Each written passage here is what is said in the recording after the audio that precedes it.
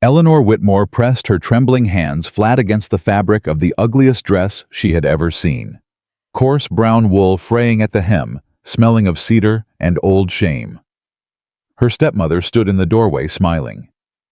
"Wear it," Abigail said, "or don't go at all." Eleanor lifted her chin, swallowed every word she wanted to say, and wore it anyway. She walked into the governor's summer ball, looking like a servant among silk, and before the night was over, the most powerful man in the county asked for her hand. If this story moved you, subscribe to our channel and follow Eleanor's journey all the way to the end. Drop your city in the comments below. I want to see how far this story has traveled. The summer of 1816 came to Harrogate County, Virginia, with the kind of heat that pressed down on everything on the fields, on the houses, on the necks of the horses, tied outside the mercantile, on the patience of women who had been holding their breath for too long. Eleanor Whitmore had been holding hers for 2 years. She was 24 years old, the only daughter of the late Thomas Whitmore, a man who had built his trading company from $12 and a borrowed wagon into one of the most respected merchant operations in the county. He had been honest, careful, and beloved. He had also been dead for 2 years, 3 months, and 11 days. Eleanor knew the number because she had counted every one of them. She sat at the small writing desk in the back room of what used to be her father's house, what she still called her father's house. Inside her own mind, though the deed had passed to Abigail's control the morning after the funeral, and she worked through the ledger in front of her with a goose quill and a quiet that most people would have mistaken for resignation. It wasn't resignation. It was strategy. The figures in the ledger told a story that didn't match the one Abigail Whitmore told at church every Sunday. According to Abigail, Thomas had died nearly insolvent, leaving behind debts that Abigail had heroically absorbed for the sake of protecting Eleanor's future. According to the ledger Eleanor had copied from memory, before Abigail locked away the originals, the trading company had been profitable. Consistently. Right up until Thomas's final illness. Eleanor pressed the tip of her quill to the paper and wrote nothing. She was still thinking. The door opened without a knock. It never came with a knock anymore. Abigail Whitmore moved through doorways, the way she moved through conversations, as though the frame itself owed her passage. She was a handsome woman, 50 years old, with iron gray hair dressed immaculately, and a posture that had been trained into her since girlhood. She was holding a flat wooden box. Eleanor. Abigail set the box on the corner of the desk, directly on top of the ledger. For tonight. Eleanor looked at the box. She did not reach for it. "I haven't decided whether I'm attending," Eleanor said. "You'll attend." Abigail's voice was pleasant, the way Winter Creek water was pleasant, clear, and cold enough to stop your heart. The governor's summer ball is not the kind of event a Whitmore girl misses. People would ask questions. "Then perhaps," Eleanor said quietly, "they should ask questions." Abigail's pleasant expression did not waver. That was one of the things Eleanor had learned to understand about her stepmother. The pleasantness was not a mask. It was a weapon kept polished and ready. Abigail never raised her voice. She didn't need to. "Open the box," Abigail said. Eleanor opened it. The silence that followed lasted perhaps 4 seconds. Inside the box was a dress. Eleanor lifted it by the shoulders, holding it up in the afternoon light that came through the narrow window. Brown wool. Coarse weave. A dress made for working, not for dancing. The kind a housekeeper might wear on a cold Monday. Not the kind any woman wore to the most significant social event Harrogate County held all year. The governor's summer ball drew every family of consequence within 40 miles. Judges. Landowners. Merchants. The Harrington family who owned half the county and whose name was spoken in every parlor in Virginia with a mixture of respect and careful fear. Every young woman Eleanor knew had spent the better part of 3 weeks preparing for tonight. Eleanor's dress smelled like cedar and old storage. "This is a servant's dress," Eleanor said. "It's a perfectly respectable dress," Abigail replied, "given our circumstances." "Given your version of our circumstances." Abigail tilted her head the way a hawk tilted its head before dropping. "I beg your pardon." Eleanor set the dress down on the desk. She kept her voice even. She had learned to keep her voice even the way her father had taught her to keep the trading ledger's every number in its column. Nothing out of place, nothing that couldn't be defended. "I said it's a servant's dress, Abigail. Every woman attending tonight will be wearing silk or satin. I'll look like I came to carry the trays." "Then perhaps," Abigail said, moving toward the door with her hands folded before her, "you should spend less time questioning and more time learning to be grateful. You have a roof. You have food. You have the Whitmore name which I have worked very hard to protect, despite your father's—" "Don't." Eleanor's voice didn't rise. It dropped. It went somewhere lower and quieter than her usual tone, and something in it stopped Abigail mid-step. "Don't finish that sentence." A moment passed between them, like a current of cold water. "Wear the dress," Abigail said finally, "or don't come at all." She walked out. Eleanor sat for a long moment in the stillness she left behind. Then she picked up the brown wool dress, pressed it flat against the desk, and began to think very carefully. She thought about her father's papers, the ones she hadn't been able to copy before Abigail locked them away. She thought about the 2 years of patience she had built day by day, like a person stacking stones. She thought about the letter she had received last month from her father's old business partner, James Aldwick, who had written from Philadelphia with a careful vagueness that told her he knew something he was afraid to put in writing. She thought about Nathaniel Harrington. Not because she was fool enough to have romantic ideas about the man, she was practical by nature and bitter by experience, and she kept those two things like separate tools in a kit. But Nathaniel Harrington attended the governor's ball every year, and Nathaniel Harrington had known her father, and there were things Eleanor needed to understand that only people with access to county records and legal standing could help her understand. She needed to be in that room tonight, even if she had to walk into it looking like someone's housekeeper. She picked up the dress. The Whitmore house sat at the end of a poplar-lined lane that had been beautiful once when Eleanor's mother was alive, and her father kept the grounds with the pride of a man who'd earned every acre. It was still kept well enough. Abigail was not careless about appearances, but Eleanor had stopped loving the lane the way she'd stopped loving the parlor and the formal dining room and the front staircase. They were Abigail's now in every way that mattered. Abigail's daughters. Catherine and Louisa were already dressed when Eleanor came downstairs.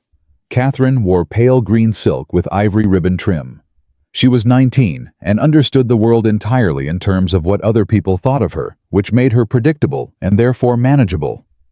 Louisa wore yellow muslin with embroidered flowers at the hem. She was 21 and smarter than Catherine by half a measure, which made her considerably more dangerous. Both of them stared at Eleanor. "Oh," said Catherine in the voice people use when something is exactly as bad as they'd hoped. "Is that what you're wearing?" "It appears so," Eleanor said. "Mama said you'd be difficult about it." Louisa adjusted her gloves without looking up. "I didn't think she meant you'd actually come down in that." "Your mother chose it. Mama chose it because you left her no choice." Louisa looked up then, and her eyes were quick and assessing and not unkind exactly, just entirely without warmth. "If you'd been sensible for the past 2 years, instead of going through Papa's old papers like some kind of—" "He was my father," Eleanor said. "Not yours." That landed. Louisa's expression went flat. "Are we going?" Eleanor asked, looking at neither of them. "The carriage will be waiting." The governor's residence sat 3 miles outside Harrogate proper, on a rise of land that caught the summer evening breeze off the river. The lanterns were already lit when the Whitmore carriage pulled into the long drive, and the sound of music carried through the open windows into the humid July air. Eleanor sat with her back straight, and her hands folded, and her eyes looking out the window at nothing in particular. She had counted the things she knew and the things she needed. It was a habit she'd inherited from her father.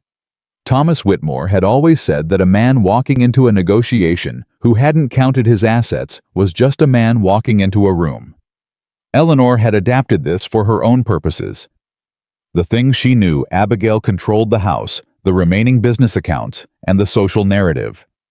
The things she needed: access to her father's original papers, a witness to the financial discrepancies she'd found, and enough standing in this community that people would listen when she spoke. The third thing was the hardest.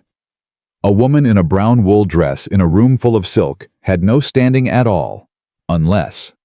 She pressed her hands flat against her knees and thought. The ballroom of the governor's summer residence was the kind of room that rewarded women who arrived in silk and punished those who didn't. It was warm, despite the open windows, and loud with conversation, and smelled of beeswax candles, and the particular perfume that wealthy Virginia wore on summer evenings, lavender and cedar and tobacco and money. The musicians were positioned in the gallery above, playing a reel that nobody was dancing to yet, because the real business of the evening, which was seeing and being seen and calculating where everyone stood, was still being transacted in the entryway and along the walls. Eleanor walked in. She heard it immediately. Not words, not at first. Just that particular shift in sound that happened when something notable entered a room. A slight diminishment of conversation in the nearest cluster. The kind of pause that spread outward in quiet waves. Then words. Whispered, but not whispered quietly enough. Who is that? Isn't that the Whitmore girl, Thomas Whitmore's daughter?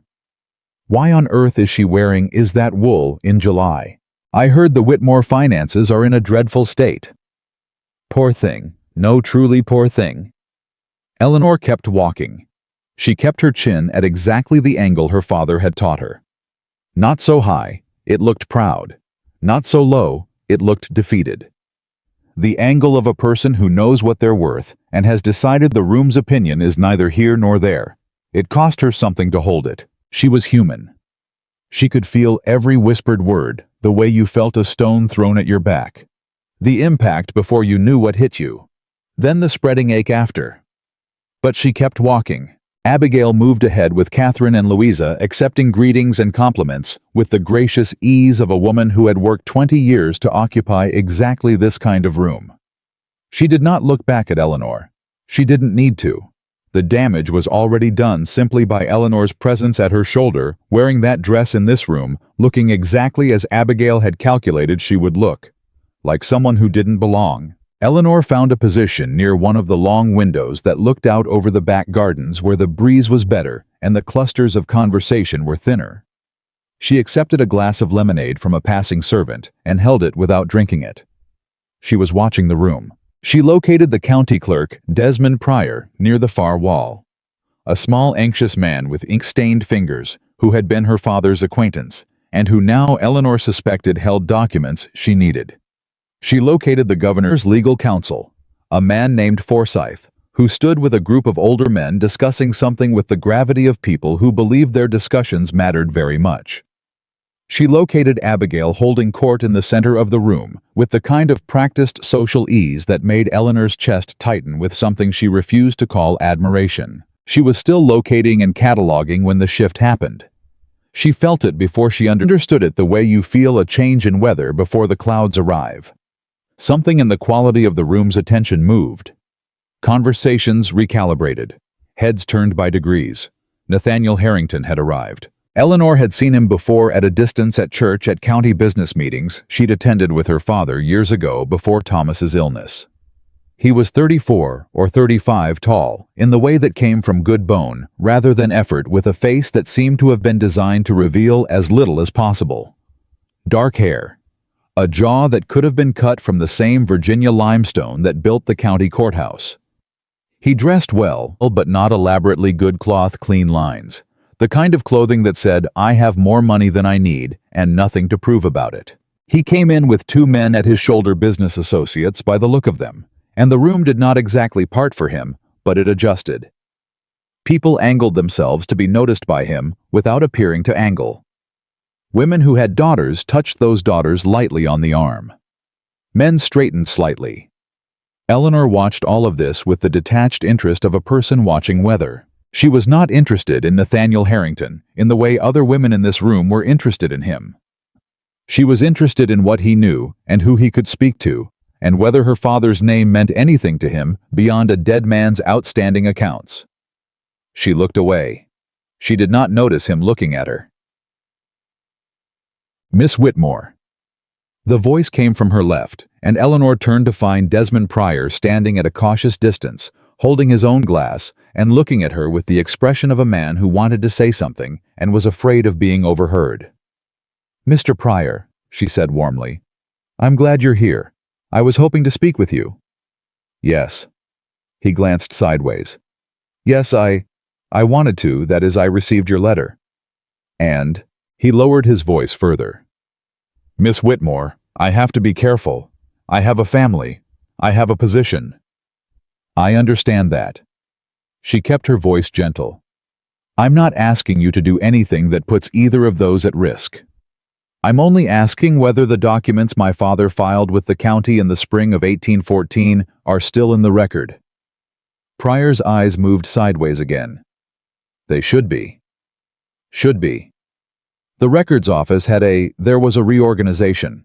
Some files were... He stopped. Some files were what, Mr. Pryor? He looked at her directly for the first time, and something in his face shifted a small flinch of conscience, the kind Eleanor had learned to watch for, because it was the most honest thing a frightened man could offer.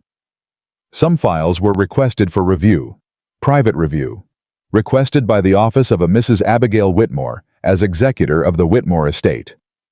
Eleanor kept very still. "When?" she asked. 6 months ago. Perhaps 7. And were they returned to the general record afterward?" Pryor looked at his glass. He did not answer. "Mr. Pryor." Eleanor waited until he looked up again. "Were they returned?" "I am not," he said carefully, "in a position to answer that question directly. I can tell you that the practice of private review for estate purposes is not standard. It is not. There are questions that could be raised by someone with the appropriate standing about whether that review was conducted properly." "Someone with appropriate standing," Eleanor said, "like a county magistrate, or an attorney, or—" Pryor stopped again. He looked over her shoulder, and something in his expression changed. He stepped back one step almost involuntarily. "Miss Whitmore, I should rejoin my wife. I hope you enjoy the evening." He was gone before she could speak again. Eleanor turned around. Nathaniel Harrington was standing 6 feet away. He was not looking at Pryor's retreating back. He was looking at Eleanor, up close. His face was exactly what it had appeared from a distance, a landscape with the unnecessary features removed, leaving only what was essential. His eyes were gray, or possibly a very dark blue, and they held no particular warmth, but they held something else attention. The real kind, not the polite variety. He looked at her the way someone looked at a problem they were genuinely interested in solving. "Miss Whitmore," he said. His voice was low and even, without the performed graciousness most men of his standing deployed at social events. "I'm Nathaniel Harrington." "I know who you are," she said. "I thought you might." He paused one beat. "I also know who you are. I knew your father." Eleanor held her lemonade glass carefully and said nothing. "He was a good man," Nathaniel said. "Honest," which was not always convenient for people who preferred otherwise. There was something deliberate in the last sentence. Eleanor heard it. "Were you one of those people?" she asked. A pause so brief she might have imagined it. "No." "Then I suppose we have something in common," Eleanor said. I preferred his honesty too. Something crossed Nathaniel's face, not quite a smile, not quite its absence. A movement in the vicinity of a smile reconsidered. "May I ask what Pryor was telling you?" he said.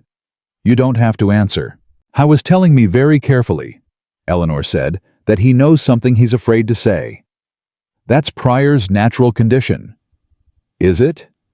"In my experience." He looked at her steadily. "Your father's papers. That's what you're after." It was not a question. Eleanor felt something sharp and bright move through her, not quite alarm, not quite hope. Something that had no polite name. "You seem very well informed about my private concerns, Mr. Harrington," she said. "I pay attention," he said simply. "It's a habit." "Then you'll understand if I'm cautious about what I confirm." Completely reasonable. He looked at the window, then back at her. In the room behind him, Eleanor could see Abigail watching from across the floor, with an expression that had gone very smooth and very still, the expression Abigail wore when she was calculating.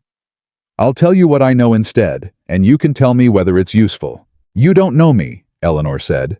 "Why would you do that?" Nathaniel Harrington looked at her for a moment, with that same quality of frank attention that had nothing performative in it. "Because your father once vouched for a contract I brought him that didn't benefit him at all," he said quietly. "He told me the terms were fair when he could have said they weren't and gained from the difference. And he did it in front of witnesses which cost him something." He paused. "I owe Thomas Whitmore a debt that he's not here to collect. I'm choosing to pay it differently." The musicians in the gallery above had begun a slower piece. Around them, the room had shifted, couples moving toward the cleared floor. The earlier clusters dissolving into motion. The evening was arranging itself. "Miss Whitmore," Nathaniel said, "will you dance with me?" Eleanor heard the room go quiet before she processed the question. Not quiet. The music was still playing, people were still talking. But something in the social fabric of the ballroom pulled tight for one suspended moment as the words, carried as people near enough to hear, turned slightly toward the two of them as the calculation began in 100 minds simultaneously. "Nathaniel Harrington is asking the Whitmore girl to dance. The one in the wool dress. The one who came in looking like she looked at him. I was watching her with the same steady attention he'd held throughout the conversation, and there was nothing in his face that was asking her to perform anything. No social expectation, no veiled pressure. He was simply waiting for her answer." "Yes," Eleanor said. She had not danced in 2 years.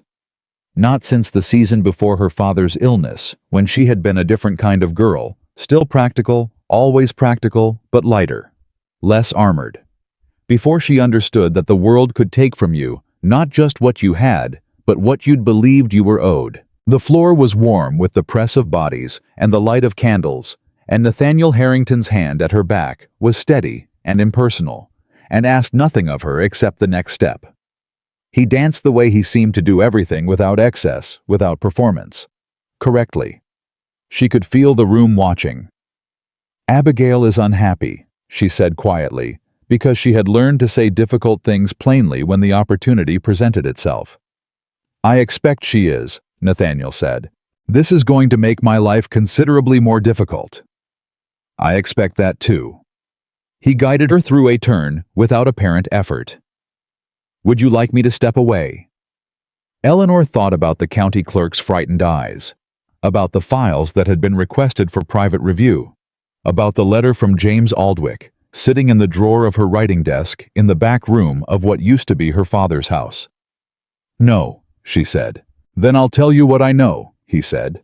"Your father's trading company was not insolvent at the time of his death. I have reason to believe that. I also have reason to believe that the accounting presented to the county court during probate did not accurately reflect the company's actual position." Eleanor missed a step. Nathaniel adjusted smoothly, steadying her without comment. "How do you know that?" she said. "Because I was one of your father's largest business partners in the last year of his life. And the revenue I know he received from my contracts alone is not reflected anywhere in the figures that were submitted to the court." His voice remained even quiet, meant only for her. "Someone altered the records, Miss Whitmore, or hid them, or both." "Abigail," Eleanor said. Not a question. "I don't know that, not yet." "I do," Eleanor said. A pause. "Can you prove it?" "Not yet, but I think I know where the proof is." The music moved around them. The candles threw long shadows. Across the floor, Abigail Whitmore stood very still, watching her stepdaughter dance with the most powerful man in the county, and her face was the perfect mask of a woman who was not afraid of anything. Eleanor knew better. "Mr. Harrington," she said carefully. "Nathaniel," he said. "Given that we appear to be allied in something that may become complicated," she considered. "Nathaniel, if I can find those papers, my father's originals, I'll need someone with legal standing to present them to the magistrate. I can't do it myself." "No," he agreed. "You can't. Not without standing. I know." She kept her voice level. That's why I need you to understand what I'm asking. I'm not asking for a favor. I'm not asking because you're—" She searched for the word. "Because of whatever this is." "Whatever this is," he repeated quietly. "I'm asking because you knew my father. Because you said you owed him something. Because you have the legal weight I don't. And because if what you just told me is true, then what was done to him was a crime, and crimes ought to have consequences." The music was slowing toward its end. Nathaniel looked at her, that same quality of attention that had nothing decorative in it. "They ought to," he said. "Yes." "Then you'll help me. Tell me where the papers are." "I think," Eleanor said carefully, "they're in Abigail's private correspondence cabinet, the one she keeps locked in the study." "You think?" "I know the cabinet. I know my father's handwriting. And I know that Abigail was in the study for 4 hours the night after the county clerk first sent her a letter about the probate filing, which I only know because I was watching from the garden." Nathaniel was quiet for a moment. "You've been building this for how long?" he asked. "Since the week after my father's funeral," she said. The music stopped. They stood on the floor amid the rustle of other dancers, stepping apart, and the room that had been watching them with barely concealed interest now watched them openly, conversations, pausing, heads tilting. Nathaniel Harrington, who had not danced with a woman at a public event in 3 years, had just spent the length of a full reel on the floor with Eleanor Whitmore. Eleanor Whitmore, who had walked into this room in a brown wool dress that was meant to destroy her credibility before she opened her mouth. He did not release her hand immediately. He looked at her one moment longer with that gray or dark blue gaze that gave nothing away and asked nothing in return. Then he said quietly enough that only she could hear, "Your father would have been proud of you." Eleanor felt something in her chest that she had not felt in 2 years. She didn't have a word for it, and she didn't try to find one. "Thank you," she said, "for the dance." She stepped back. She turned. And she walked back across the floor, chin at the exact angle her father had taught her. Back straight, hands still. And she felt every eye in the room following her. And she let them, because let them look. Let them see the girl in the brown wool dress who had just danced with Nathaniel Harrington, and who was not broken, and was not afraid, and who had been building something in the dark for 2 years and 3 months and 11 days. Let them see her. Across the room. Abigail Whitmore's pleasant expression had finally cracked only slightly, only at the edges, only enough for a woman who was paying very close attention to catch. Eleanor caught it. She looked away. She finished her lemonade. And she thought, tomorrow we begin. Eleanor did not sleep that night.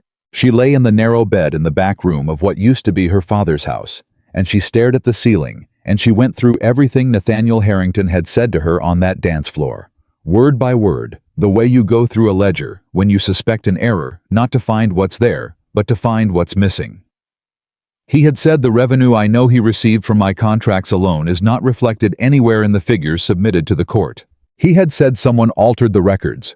He had not said, "I will help you." Not in so many words. But he had not stepped away when she gave him the chance. And he had held her hand 1 beat longer than the dance required. And he had said her father would have been proud of her, which was either the truth or the most precisely calibrated thing a calculating man could say to a woman who needed to trust him. Eleanor did not know which it was yet. She was practical enough to hold both possibilities at once. What she knew for certain was this: the papers she needed were in Abigail's private correspondence cabinet in the study. She had been almost certain of it for 7 months. After tonight's conversation with Desmond Pryor, she was certain enough to act. The question was how. She thought about it until the sky outside her window went from black to gray to the particular pale gold of a Virginia summer morning. And somewhere in that gray hour, she stopped thinking about the cabinet and started thinking about James Aldwich's letter, the one from Philadelphia, the one written in the careful vagueness of a frightened man. "There are things I believe you should know." Aldwich had written, "Things that were told to me by your father in the final months of his illness. I am not comfortable committing them to paper in full. If you are able to travel to Philadelphia, I would receive you. If not, I wonder if there is some other arrangement that could be made." Eleanor had not been able to travel to Philadelphia. Abigail controlled the household funds, the carriage schedule, and through a series of social maneuvers too calculated to be accidental, most of Eleanor's access to the outside world. But she could write. She got up before the house was awake, dressed quickly, and sat at her writing desk in the early light with a fresh sheet of paper. She wrote to James Aldwick. She told him what she'd found in the copied ledger. She told him what Pryor had said about the files. She told him carefully, and without naming him, that she had spoken with someone at the governor's ball who confirmed her suspicions about the probate filing. She told him she needed him to come to Harrogate, or to send whatever he had in writing, or to give her the name of someone who could speak on her father's behalf. She sealed it before she could second-guess herself. The question was how to get it out of the house without Abigail seeing it. Her name was Ruth, and she had worked in the Whitmore household for 11 years, first under Eleanor's mother, then under Thomas, and now with the particular endurance of a woman who had nowhere else practical to go under Abigail. She was 53 years old, built like someone had decided to compress a great deal of competence into a small amount of space, and she had loved Eleanor's father with the loyalty of a person who understood the difference between a good employer and a decent human being. Eleanor found her in the kitchen before breakfast. "I need this to go to the post office," Eleanor said, setting the letter on the table beside the bread Ruth was slicing, without Mrs. Whitmore seeing it. Ruth looked at the letter. She looked at Eleanor. She looked at the letter again. "When?" she asked. "Today. This morning, if possible." Ruth picked up the letter and slid it into her apron pocket without another word. "The Harrington boy came by the house," Ruth said, resuming her slicing, as though she hadn't just agreed to something that could cause her considerable trouble. "While you were still asleep. Left a card." Eleanor went still. "Nathaniel Harrington came to the house. Sent someone with a card. Not the same thing." Ruth's voice was dry. "Cards on the hall table. Mrs. Whitmore hasn't come down yet."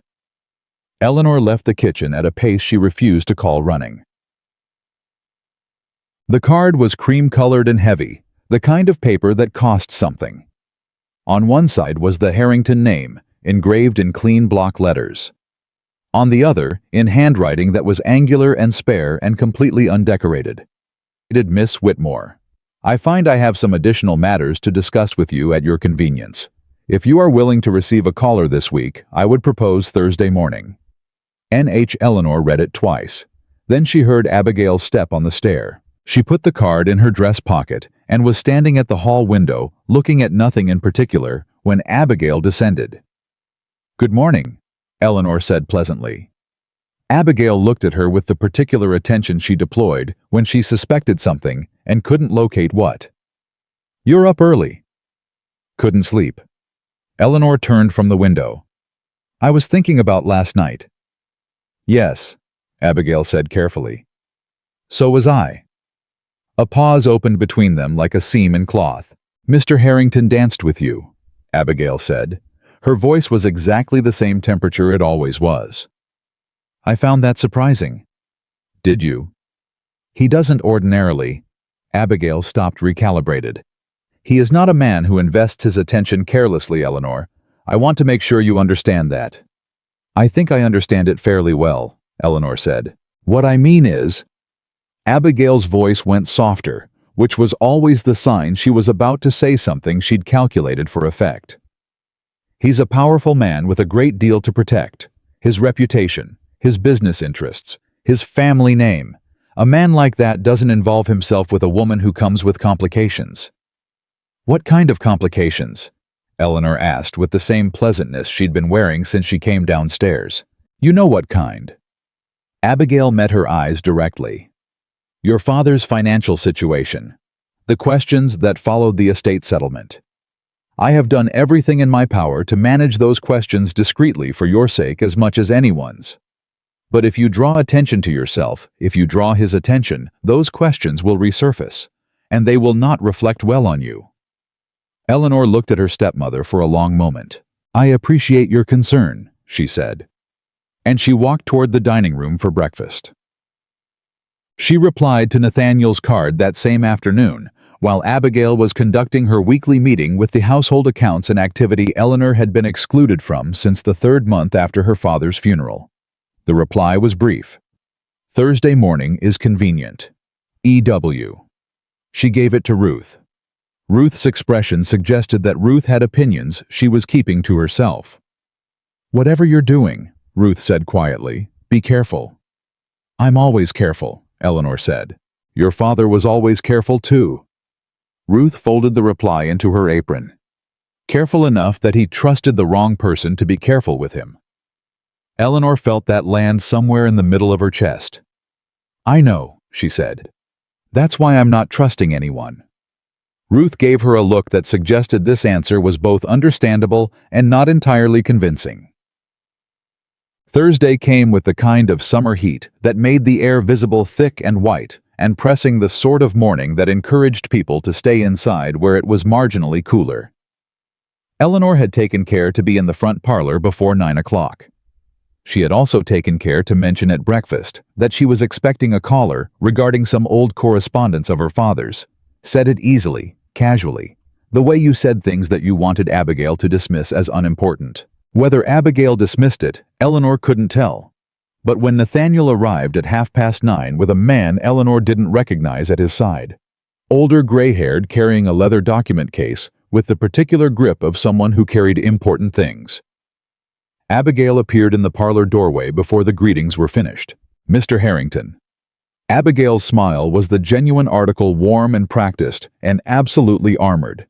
"What a lovely surprise! I didn't realize you were calling." "Good morning, Mrs. Whitmore." Nathaniel was pleasant without being warm.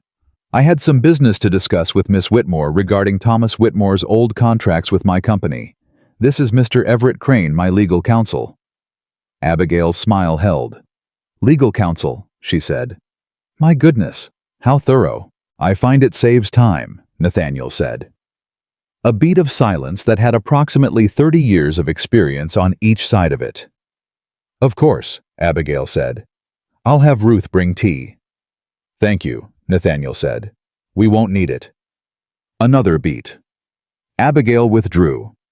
Eleanor exhaled once very quietly and turned to Nathaniel and the man named Everett Crane. "How much does she know?" Everett Crane asked, looking at Eleanor with the direct assessment of a man accustomed to weighing what people understood before deciding how much to explain. "She knows something is happening," Eleanor said. "She doesn't know what yet." "How long do we have before she does?" "Less time than you'd like," Eleanor said. "So tell me what you brought." What Everett Crane had brought was a copy of the original contract between Thomas Whitmore and the Harrington Trading Company, dated February of 1814.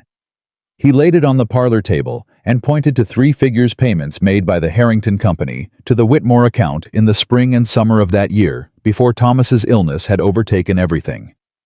"These figures," Crane said, "total $11,400. Eleanor looked at those numbers. She had seen them before in her own copied ledger in her father's hand. "They're not in the probate filing," she said. "No." Crane folded his hands on the table. "They are not." "What was submitted to the court?" Eleanor asked. Crane extracted a second document. "This is a copy of the estate accounting as filed. The Whitmore Trading Company's assets at time of death are listed as $2,800. He paused. "After debts." Eleanor sat with that for a moment.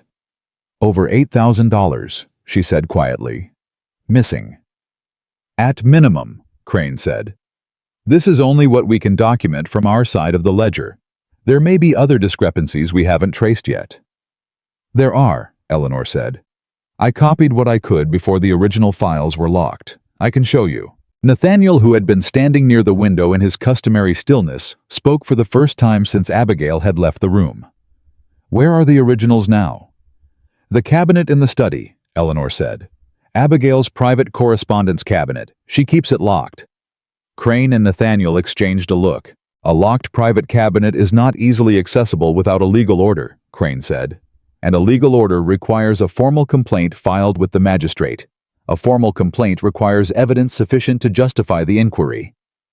"Which is what we're building," Eleanor said. "Yes." Crane looked at her steadily. "But I want you to understand what filing that complaint means, Miss Whitmore. Once we do, everything becomes public. Every question about your father's estate. every piece of social capital your stepmother has accumulated in this county. She will fight it. She has resources and connections, and 2 years of established narrative on her side." "I know," Eleanor said. It won't be comfortable." Eleanor looked at the contract lying on the parlor table, at her father's name on the top line written in his clear and honest hand. "Mr. Crane," she said, "the comfortable option ended the day Abigail handed me a servant's dress for the governor's ball. I'm not here for comfortable." Crane looked at her. Then he looked at Nathaniel. Nathaniel was watching Eleanor with an expression that Eleanor was beginning to learn that same quality of complete, undivided attention that had nothing in it except the frank acknowledgement that she was exactly what she appeared to be. "All right," Crane said. He began organizing his papers. "Then let's talk about what we need." What they needed, Crane explained, were 3 things. First, a witness to the original estate filing, someone who had been present when the figures were submitted to the court and who could testify to what they'd seen. Second, the letter from James Aldwick, if Aldwick could confirm what Thomas had told him in those final months. Third, access to at least one of the original Whitmore Company ledgers, which meant either finding a way into Abigail's cabinet or locating a copy that had been filed elsewhere. "There's a possibility," Eleanor said slowly, "that copies were sent to the county commercial registry. My father was meticulous. He kept copies of everything, and he believed in filing with the proper offices." "The county commercial registry," Crane said. He wrote something on a small piece of paper.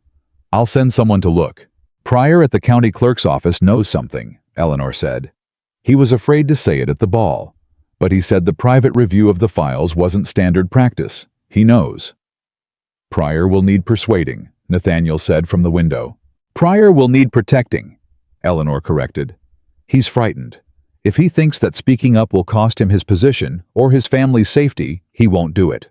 But if he believes he's protected, that someone with weight behind them is asking the right questions, he might." Nathaniel looked at her. "You've thought about this for a while," he said. 2 years, she said. 3 months, and 11 days. Something moved across his face that wasn't quite a smile, but lived in the same neighborhood. "I'll speak to Pryor," he said. The letter from James Aldwick arrived 9 days later. Ruth brought it upstairs before the rest of the household was awake, which told Eleanor that Ruth had been watching for it.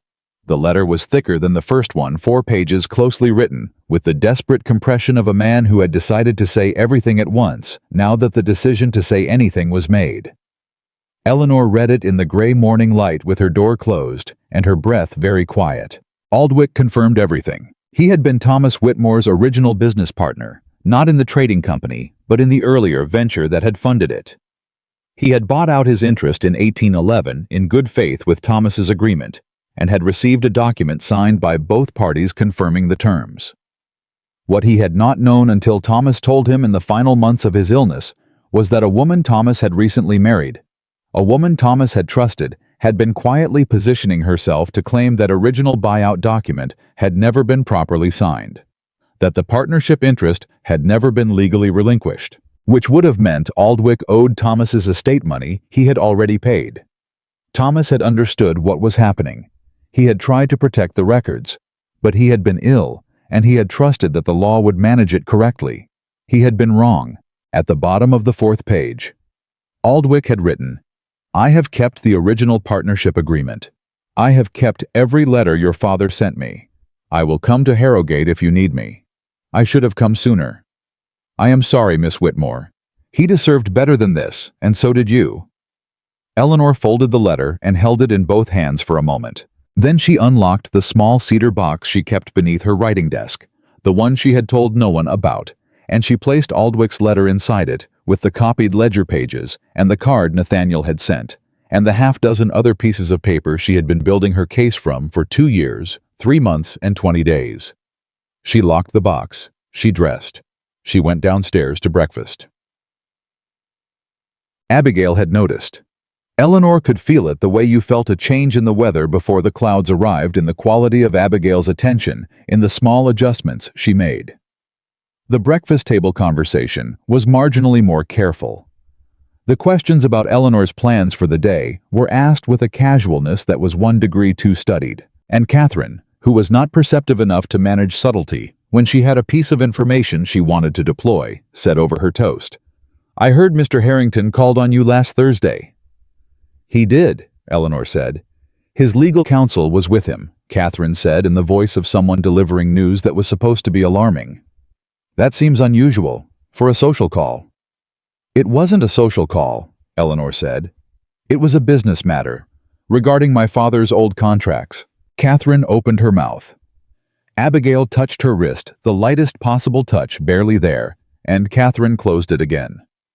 "Of course," Abigail said smoothly. "There are always loose ends with estate matters. I'm glad Mr. Harrington is helping to tie them up."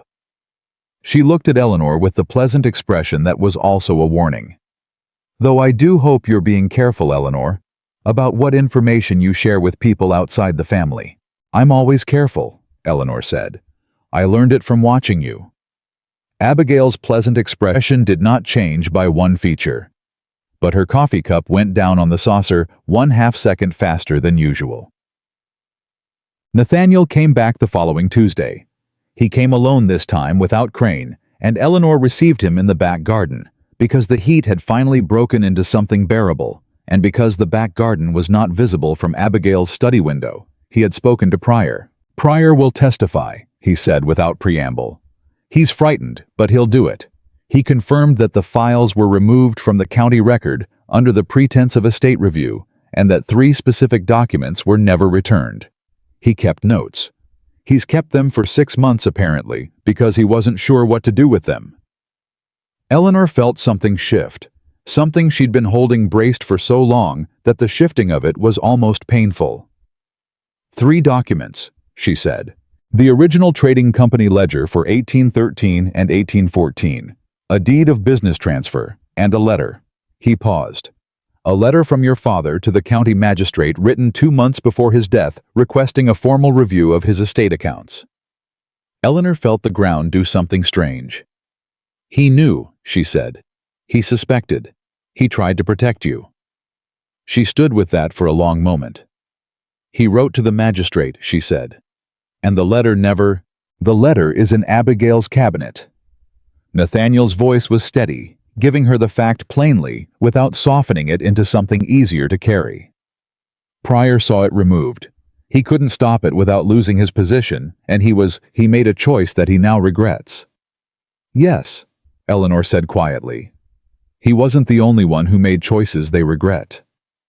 She was not talking about Pryor. Nathaniel was quiet for a moment in the particular way he had of being quiet that was never empty. "The letter is evidence of interference with a legal proceeding," he said. "If we can get into that cabinet, if we can get those documents." "We can't break into the cabinet," Eleanor said. "Not without giving Abigail grounds to turn this into a criminal complaint against me instead of a civil one against her." "No." He looked at her. "But there may be another way." She waited. "Your father's letter to the magistrate," Nathaniel said. "If Pryor is willing to testify that he saw it submitted, that he saw it removed, that's sufficient for a legal order to compel the opening of the cabinet." "Pryor testifying to what he saw is different from producing the document itself," Eleanor said. "It's enough to file the complaint. And once we file, the cabinet becomes evidence. It's locked and protected under the court's authority. Abigail can't destroy anything." Eleanor thought about the cedar box beneath her writing desk, about Aldwich's letter, about the copied pages of the ledger and the things she'd been building for 2 years, 3 months and 3 weeks. "There's something else," she said. He waited. "My father wrote to James Aldwich. Aldwich wrote back to me." She told him about the partnership agreement, the attempt to fraudulently reclaim what Aldwich had already paid, the documents Aldwich had kept. She did not give him all of it, because she was still practical and still careful and still holding both possibilities that Nathaniel Harrington was exactly what he appeared to be, and that he was the most precisely calibrated thing a calculating man could deploy against a woman who needed to trust someone. But she gave him enough. When she finished, the heat had settled back into the garden, and somewhere across the backfield, a mockingbird was running through its entire inventory of borrowed songs. "Aldwich will come?" Nathaniel asked. "If I ask him," Eleanor said. "Then ask him." He was quiet a moment. Eleanor. It was the first time he had used her given name, without the miss in front of it. She registered it without reacting the way you registered a change in whether noted filed considered for meaning later. Yes, she said. I need you to understand something. He said it with the same directness he brought to everything, no leading, no softening, no performance. What we're about to do will work. I believe that. The evidence is there, and it's sufficient, and Pryor will testify, and Aldwich's letter is the piece that connects everything. But, she said, but when it comes apart, when the complaint is filed, and the cabinet is opened, and everything Abigail has been managing comes into the light, it won't be quiet. There will be a hearing. There will be talk. Every family in this county will have an opinion about Thomas Whitmore's estate, and his daughter and his widow. Some of those opinions will not be kind to you. Eleanor looked at him. Why are you telling me this? She asked. Because you deserve to choose it with full information, he said simply. Not be carried into it by someone else's decisions. She was quiet for a moment that had something large and unnamed inside it. My father used to say, she said finally, that a person who can't carry the weight of the truth doesn't deserve the relief of it. Nathaniel's expression moved in that direction that wasn't quite a smile. He was a wise man, he said. How was? She looked at him steadily. I'll write to Aldwich today. Tell Mr. Crane to prepare the complaint, and tell Pryor. She stopped. Tell Pryor what? Tell Pryor, she said quietly, that Thomas Whitmore's daughter says thank you. For keeping those notes. For not destroying them. It would have been easier. Nathaniel looked at her for a long moment. It would have been, he said. But not everyone chooses easy. He left the way he'd come through the back gate without fuss, with the directness of a man who had somewhere to be and knew exactly how to get there. Eleanor stood in the garden for another minute. The mockingbird was still going. She listened to it for a moment, all those borrowed songs, all that borrowed music, shaped by one small creature, into something that sounded entirely its own. Then she went inside. She had a letter to write. Abigail made her move 4 days later. Eleanor had not expected it to come so soon, which told her that Abigail had sources inside Pryor's office, or inside Nathaniel's household, or both. That someone had said something, or Abigail had simply read the pattern of events correctly and drawn the obvious conclusion. The move came in the form of a social call. A man named Gerald Forsyth, the governor's legal counsel. The one Eleanor had noticed at the ball standing with the group of serious men, appeared at the Whitmore house on a Friday afternoon and asked to speak with Eleanor. Abigail received him first, and then with the graciousness of a woman doing Eleanor a favor called Eleanor into the parlor. Forsyth was in his 60s, silver-haired with the careful courtesies of a man who had spent decades being diplomatic in situations that required the opposite. Miss Whitmore, he said once the pleasantries were accomplished. I'll be direct with you because I think you prefer directness. I do, Eleanor said. There are some concerns being raised through proper channels about the administration of your father's estate. Concerns that involve the Whitmore Trading Company accounts and certain discrepancies in the probate filing. He folded his hands. I want you to understand that these concerns are serious and that pursuing them formally could be disruptive.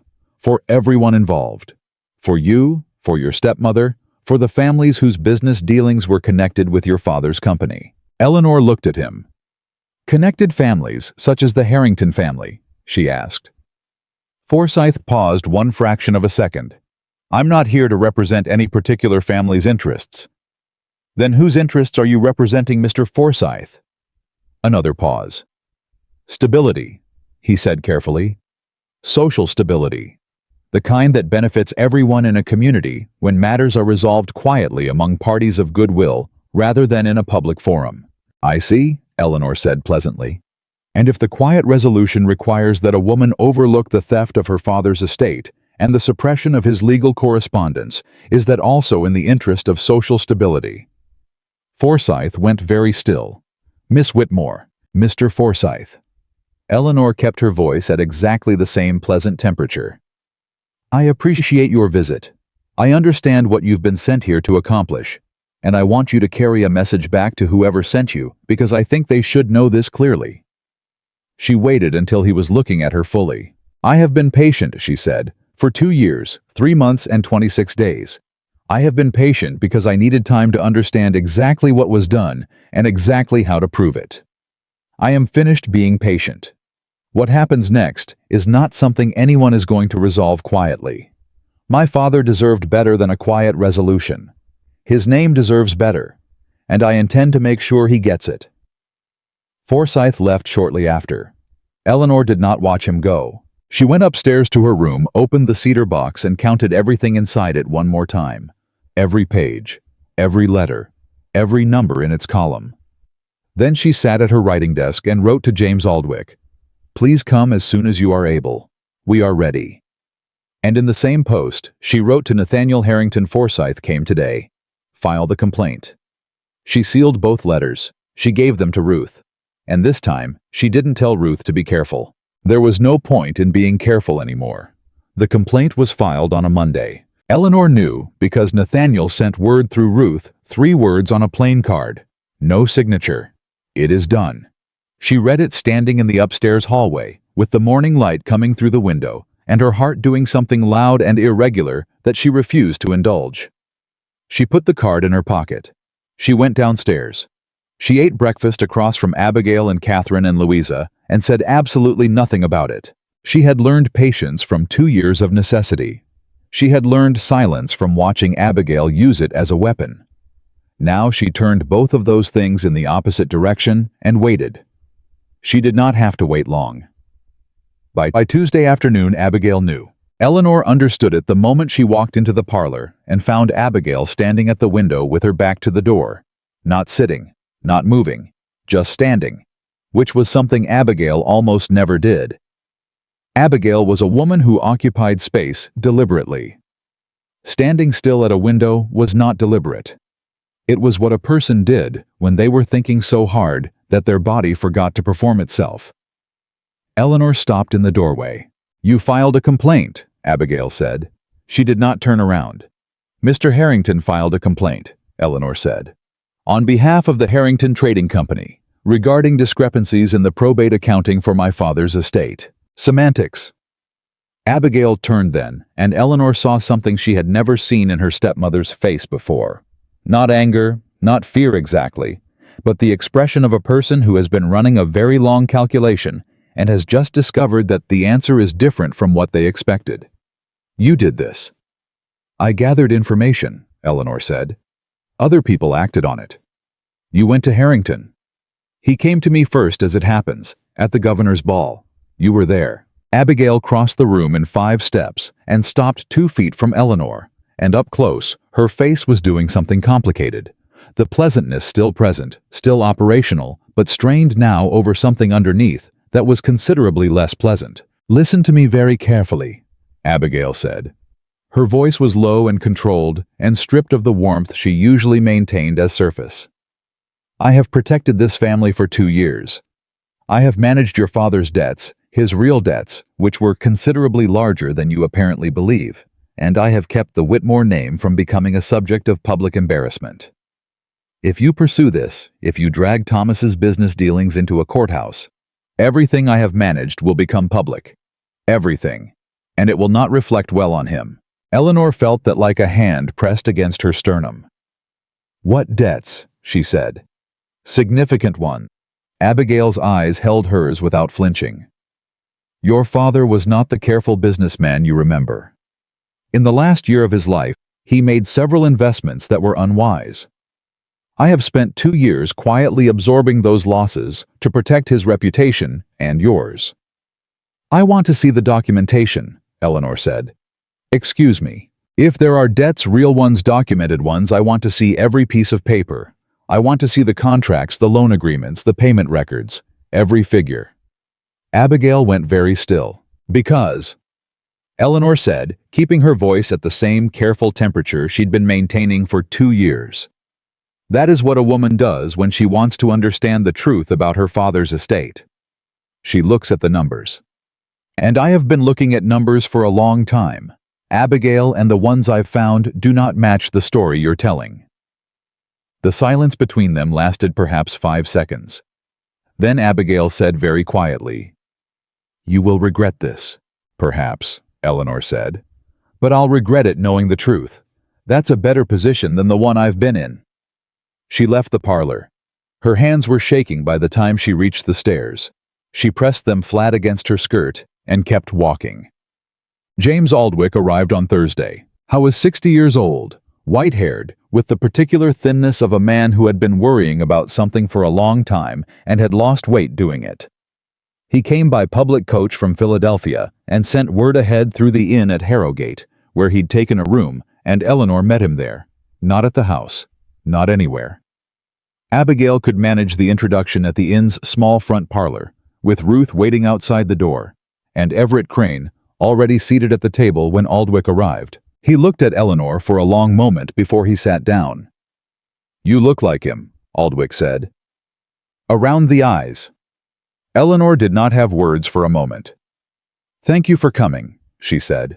He sat. He placed his leather traveling case on the table and opened it with the careful deliberateness of a man who had rehearsed this moment. Inside a stack of papers, rubber-banded and wrapped in oilcloth.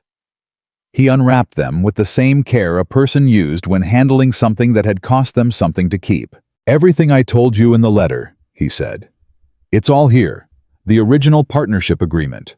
The correspondence with your father from 1813 and 1814. 3 letters in your father's hand that describe specifically what he suspected was happening with the accounts." He paused. "And 1 letter, the last one he sent me 6 weeks before he died." He separated 1 page from the rest and placed it in front of Eleanor. She recognized the handwriting before she processed the words. Her father's hand, the same careful, clear script. She'd grown up watching move across trading ledgers, across contracts, across birthday letters and household accounts, and the note he'd left her the morning of her 16th birthday, that she had kept in the cedar box for 8 years. She read it. She read it twice. James, her father, had written, "I believe I have made a terrible error in judgment, not in business, but in trust. I have tried to correct it through proper channels, and I am not certain I will succeed. If something happens to me before this is resolved, I need you to know that Eleanor will come looking. She is more capable than anyone around her understands. Please help her when she does. She will need people who knew the truth." T.W. Crane, who had been quietly reading the partnership documents, looked up. "This is sufficient," he said. "Combined with Pryor's testimony and the Harrington contract records, this is more than sufficient." "For the cabinet?" Eleanor asked.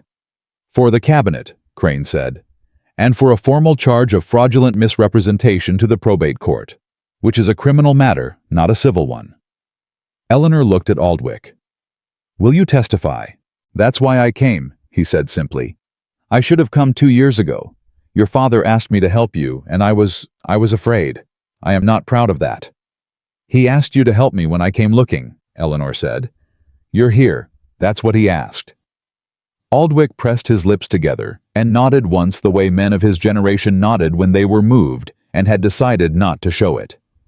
"The hearing," Eleanor said, turning to Crane. "When?" "The magistrate set it for 3 weeks from now, September 4th. Crane began organizing the documents with methodical efficiency. "I need to tell you something before we go further, Miss Whitmore. Abigail Whitmore has retained legal counsel of her own. A man named Harker from Richmond. He's good. He'll attempt to characterize this as a grievance dispute between family members, an estranged stepdaughter attempting to overturn an established estate settlement for personal gain. He'll go after your credibility," Crane said. "Your access to the information. Why it took 2 years for these questions to surface. He'll suggest that Harrington's involvement compromises your objectivity, that there's a personal motive behind the complaint." "There is a personal motive," Eleanor said. "My father was robbed. That's personal." Crane looked at her steadily. "It is," he said. "Just make sure you're ready for every room in Harrogate County to have an opinion about it." The 3 weeks before the hearing were the longest of Eleanor's life, and simultaneously the fastest. Abigail's attorney arrived from Richmond on a Saturday, installed himself at the county's finest boarding house, and began making social calls. This was not accidental. Harker was a man who understood that legal battles in small counties were won as much in parlors as in courtrooms, and he moved through Harrowgate's social circles with the practiced ease of someone who had done this before. By the following Wednesday, Eleanor had heard his name mentioned admiringly by two different women at the dry goods store. She noted it. She filed it. She kept moving. What she was moving toward was the cabinet. The magistrate's order came on a Tuesday, a formal document directing that the private correspondence cabinet of Abigail Whitmore, located in the study of the Whitmore house, be opened in the presence of the court's designated officer and its contents inventoried. The order was served on Wednesday morning by the county sheriff, a broad, expressionless man named Dawes, who had been doing his job for 20 years and had the air of someone who had seen most things and been surprised by very little. Eleanor was in the hallway when Dawes arrived. She had been in the hallway deliberately. Abigail received the order at the front door. Eleanor watched her read it, watched the quality of stillness that moved through her stepmother's body as the words registered, the way a very controlled person went, even more controlled when something truly alarming happened. "I'll need to contact my attorney," Abigail said. "Yes, ma'am," Dawes said. "You have that right. The inventory will take place Friday morning at 10 o'clock. That gives you approximately 48 hours. 48 hours, Abigail repeated. "Yes, ma'am." Dawes left. Abigail stood holding the order for a moment, not moving. Then she turned and looked at Eleanor. Eleanor had expected anger. She had prepared herself for the cold, controlled fury that was Abigail's sharpest register. What she had not expected was what she saw instead. Something more complicated. Something that for just a moment looked almost like defeat, folding itself into the shape of a question. "How far are you willing to take this?" Abigail asked. "As far as the truth requires," Eleanor said. "And when the truth is messier than you expect." Abigail's voice had dropped the pleasantness entirely now. It was just her voice, raw and tired, and holding something Eleanor couldn't fully read. "When what's in that cabinet doesn't tell the story you've been building." "Then I'll learn something new," Eleanor said, "and I'll deal with it." Abigail looked at her for a long moment. "You're more like him than I realized," she said. She walked past Eleanor toward the study. Eleanor listened to her footsteps on the floorboards, heard the study door close, and stood in the hallway with her father's words still moving through her mind. She is more capable than anyone around her understands, and she thought yes. He knew. He knew the whole time. She pressed that knowledge somewhere close and kept it there. Nathaniel came that evening. He came to the back gate again the way he had before, and Eleanor met him in the garden in the cooling air of a late August dusk. Ruth had seen him coming and had said nothing except "back gate," with the inflection of a woman who was keeping careful count of everything and would have opinions about it later. "You've heard," Eleanor said. "Dawes served the order this morning," Nathaniel said. "Word travels fast in a small county." He paused. "How did she take it?" "Better than I expected," Eleanor said, "which worries me more than anger would have." He considered that. "You think she's moved something?" "I think she had 48 hours warning that the complaint was filed, and another 48 hours warning that the order was coming. That's nearly 4 days. Eleanor looked at him steadily. If there's anything in that cabinet that she could make disappear, she's had time. She can't destroy evidence under a court order. She can destroy it before the order makes it evidence, Eleanor said. Legally, nothing in that cabinet is protected until Dawes opens it on Friday morning. Nathaniel was quiet for a moment. "You need to know," he said carefully, "that I spoke to Crane today about the partnership documents Aldwych brought. Crane believes, and I agree, that there is a second set of records." Eleanor went still. "What do you mean?" "The discrepancy between what Aldwych paid and what was submitted to the court is too large and too precise to have been managed by a single document being hidden or altered. Someone would have needed to create a parallel accounting false figures consistent enough to survive casual scrutiny." He paused. "That takes preparation. It takes records." "A second set of books," Eleanor said. "Yes." "Abigail kept a second set of books." "We believe so. Which means, if she's destroying anything in the next 48 hours, it's those," Eleanor finished. They stood with that knowledge for a moment. "Can we do anything?" Eleanor asked. "Crane has already sent a supplementary filing to the magistrate noting the risk of evidence destruction and requesting that the premises be restricted, in terms of what can be removed. He said it carefully. Whether the magistrate acts on it in time is not something we can control. Eleanor felt the particular frustration of a person who had spent 2 years building something that could still be taken from her by 48 hours she hadn't anticipated. She pressed her hands flat against her sides. "There's something else," Nathaniel said. She looked at him. "Harker Abigail's attorney is filing a counter-motion. He's arguing that the complaint was improperly brought, that my company's involvement constitutes a conflict of interest because of our prior business relationship with your father's estate." "That's not grounds to dismiss," Eleanor said. "No, but it's grounds to delay. And if he can push the hearing past September, past the end of the court's summer session, it goes to the fall calendar, which gives Abigail 2 more months." Eleanor closed her eyes for one breath. Just one. Then she opened them. "What does Crane say?" "Crane says the counter-motion won't hold, but the argument has to be made and answered, and that takes time." He paused. "Eleanor." She looked at him. "I want you to be prepared for Friday to not give us everything we need," he said. It was the most direct thing he'd said to her that didn't concern the case, and it was still about the case, which was exactly who Nathaniel Harrington was, a man who told you the hard thing plainly and let you carry it yourself. The cabinet may have been cleared. The supplementary records may be gone. If that happens, we still have Aldwych. We still have Pryor. We still have the Harrington contracts. It's not over. "I know," she said, "but it will feel like a setback." "I've had setbacks," she said. "I've had 2 years of setbacks. I'm still here." He looked at her in the evening light with that same quality of attention she had come to understand was simply how he saw things completely without editing. "Yes," he said. "You are." Friday morning arrived with a heavy gray sky that threatened rain and didn't deliver it the kind of morning that felt like it was holding its breath along with everyone else. Sheriff Dawes arrived at 10 o'clock precisely. He brought 2 deputies and a court officer named Tanner, who carried a writing case for the inventory. Eleanor stood in the hallway. Nathaniel stood beside her. She had not asked him to come. He had simply arrived at 9:30, and she had not told him to leave. Crane stood on Eleanor's other side with his own document case and the expression of a man prepared for several outcomes. Abigail met them in the study. She had dressed with her full usual care hair. Immaculate posture.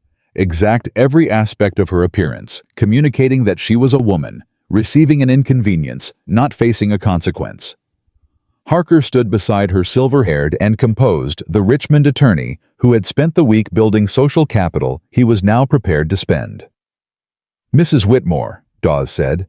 "The cabinet, please." Abigail produced a key from her dress pocket and crossed to the cabinet in the corner of the study. Eleanor watched her hands. The key went in. The lock turned. Abigail opened the cabinet and stepped back. Tanner moved forward with his writing case and began the inventory. Eleanor did not look at Abigail. She watched Tanner's face as he worked through the cabinet's contents, watched his expression for the neutrality that meant nothing unusual, or the small tightening that meant something was registering. It came at the 3rd drawer. A pause. A slight stillness. Tanner looked at Crane. "There are documents here related to the Whitmore Trading Company accounts," Tanner said. Crane moved forward immediately. Eleanor moved with him. The 3rd drawer contained 2 leather-bound ledgers and a folded document tied with blue ribbon. Eleanor recognized the ledgers immediately, the size, the binding, the faint water stain on the lower right corner of the first one that she remembered from childhood, watching her father work at his desk.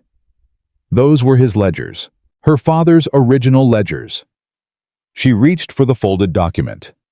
Harker said sharply, "Miss Whitmore." "She's permitted to view the contents," Crane said, equally sharp. "The court order specifies that all parties may observe the inventory." Eleanor untied the blue ribbon with hands that were steadier than they had any right to be. She unfolded the document. It was a letter. Her father's handwriting, dated October 1814, addressed to Magistrate William Fordham of Harrogate County. "Dear Magistrate Fordham," it began. "I write to you in my capacity as sole owner of the Whitmore Trading Company of Harrogate, Virginia.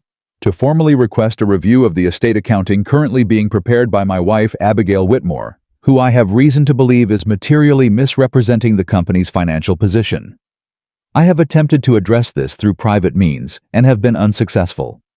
I ask that this letter be entered into the official record of the court as a formal request for inquiry. My daughter, Eleanor Whitmore, is my sole heir, and it is her interest I am attempting to protect. Thomas Whitmore. Eleanor read it twice. She looked up. Abigail was watching her from across the study with an expression that had finally stopped performing. It was just her face, older than usual suddenly, and complicated with something Eleanor had no name for, something that existed in the space between guilt and justification. "He knew," Eleanor said. Her voice came out quieter than she intended. Not weak, just very, very quiet, the way a voice went when the thing it was saying was too large for volume. "He knew, and he tried to stop you, and you took the letter out of the record before anyone could act on it." Abigail said nothing. "He was dying," Eleanor said. "He was dying, and he was still trying to protect me, and you took the one thing he did to make sure I'd be safe, and you put it in a drawer."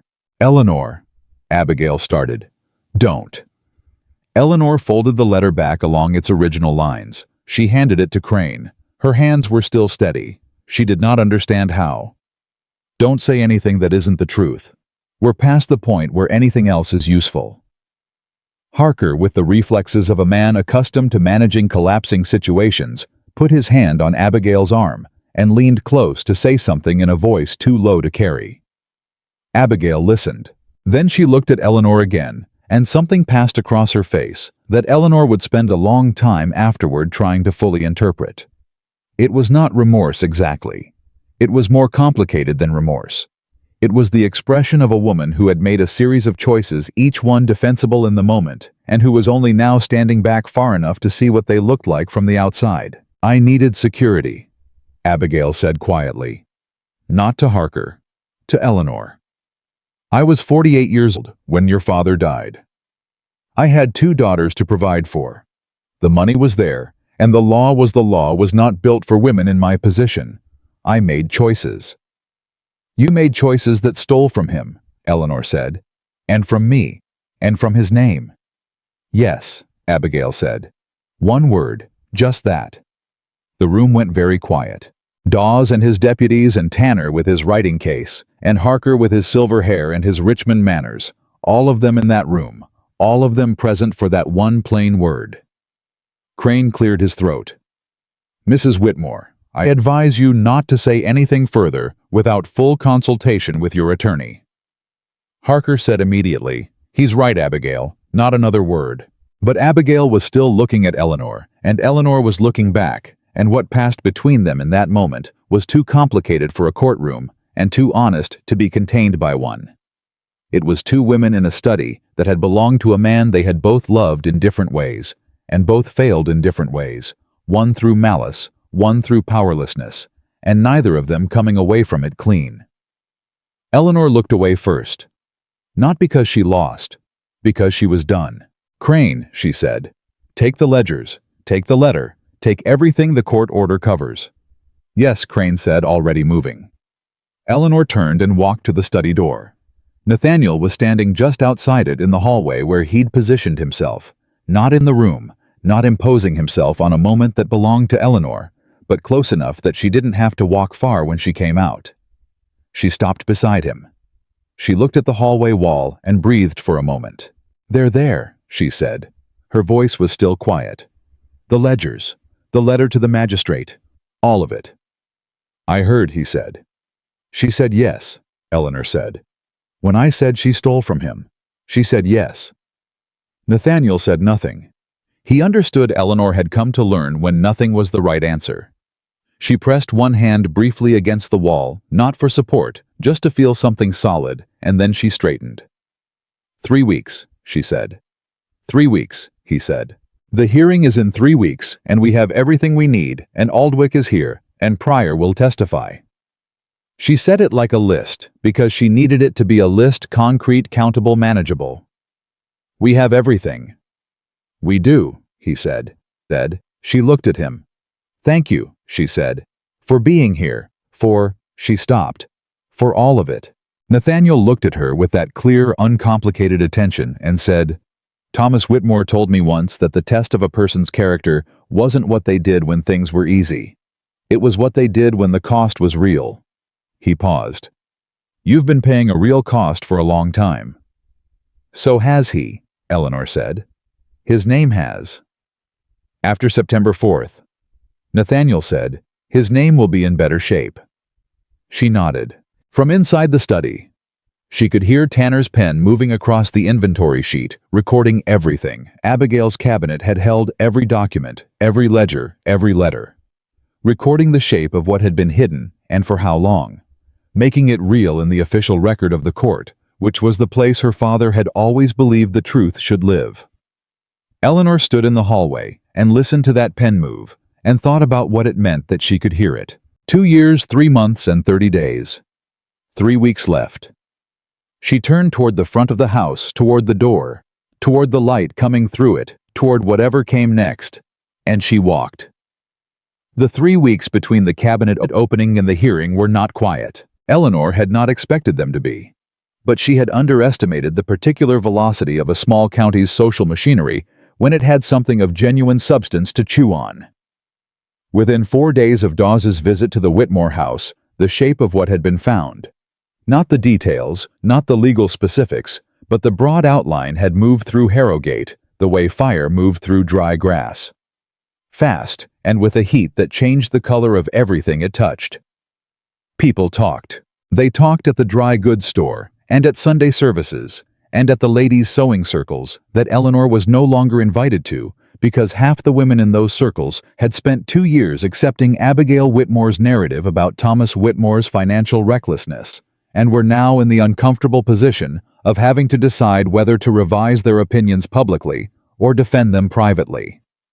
Most chose a third option, which was to say very little about anything until the hearing told them which way to land. Eleanor moved through all of it like a person walking through weather. She went to the market. She attended church. She held her chin at the angle her father had taught her, and she returned every greeting that was offered and did not offer any that weren't, and she kept her face at the particular temperature of someone who had nothing to be ashamed of and was simply waiting for the rest of the world to catch up.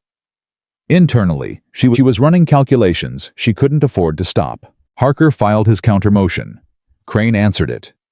The magistrate, a man named Alderton, who had been on the Harrogate bench for 16 years and had the reputation of a person who disliked being maneuvered, read both filings and denied Harker's delay request in 48 hours flat. The hearing remained on September 4th. Harker was good. He had spent the week building goodwill in Harrogate's social circles, and he had done it skillfully. But Alderton was not a social circle. Alderton was a courthouse, and in a courthouse, Harker's Richmond polish was considerably less useful. Eleanor noted the denied motion with satisfaction she kept to herself. She had other things to manage. Pryor came to see her 9 days before the hearing. He came in the evening through the back gate, which told Eleanor that he'd been watching the house long enough to understand its patterns. Ruth brought him to the back parlor with the expression of a woman who was reserving judgment and had plenty of it to spare. Pryor looked worse than he had at the governor's ball. He'd lost weight or sleep or both. He sat in the chair across from Eleanor and held his hat in both hands and turned it by the brim once, twice, 3 times before he spoke. "I need you to understand something," he said. "Before the hearing, before I stand up in that room." "All right," Eleanor said. "I'm not doing this because I'm brave." He looked at her directly with eyes that were tired all the way down. "I want to be clear about that. I am not a brave man. I kept those notes for 6 months because I didn't know what else to do with the guilt, and I was too frightened to act on them. And if Harrington hadn't come to see me, if he hadn't made me understand that there was enough protection around this, that I wouldn't be standing out there alone." He stopped. "I'm telling you this because you deserve to know what kind of witness I am." Eleanor looked at him for a moment. "Mr. Pryor," she said, "my father wrote a letter to the magistrate 6 weeks before he died. He entered it through proper channels. He trusted the system he'd built his life around. And it was taken out of the record by someone who understood that a frightened man with a position to protect would look the other way." She paused. "I'm not angry at you for being frightened. I'm asking you to be something different for one morning, that's all. Pryor turned his hat one more time. One morning, he said. One morning, she said. And then it's done, and whatever the outcome is, you will have done the right thing in the end. That's not nothing. He looked at her with the eyes of a man weighing something he'd been carrying too long. I used to come into the clerk's office himself, Pryor said quietly. Your father. Most men of his standing sent a clerk or an errand boy. Thomas Whitmore came himself. Always knew my name. Always said thank you.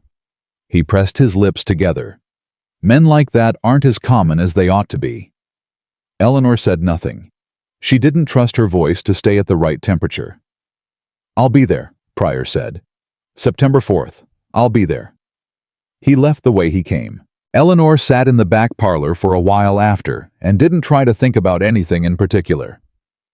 The night before the hearing, Nathaniel came to the back gate. This had become over the preceding weeks, a pattern that neither of them had formally acknowledged his arrivals, her readiness for them, the particular quality of the conversations they had in the back garden or the back parlor, when the house was quiet and the day's formal business was behind them. It was not courtship exactly. Eleanor didn't have a clean word for it. It was something that existed alongside the legal matter without being entirely separate from it, and she had decided with the practicality that governed most of her decisions to let it be whatever it was and name it later. He came through the gate and stopped when he saw her already standing there. You couldn't sleep either, he said. I haven't tried yet, she said.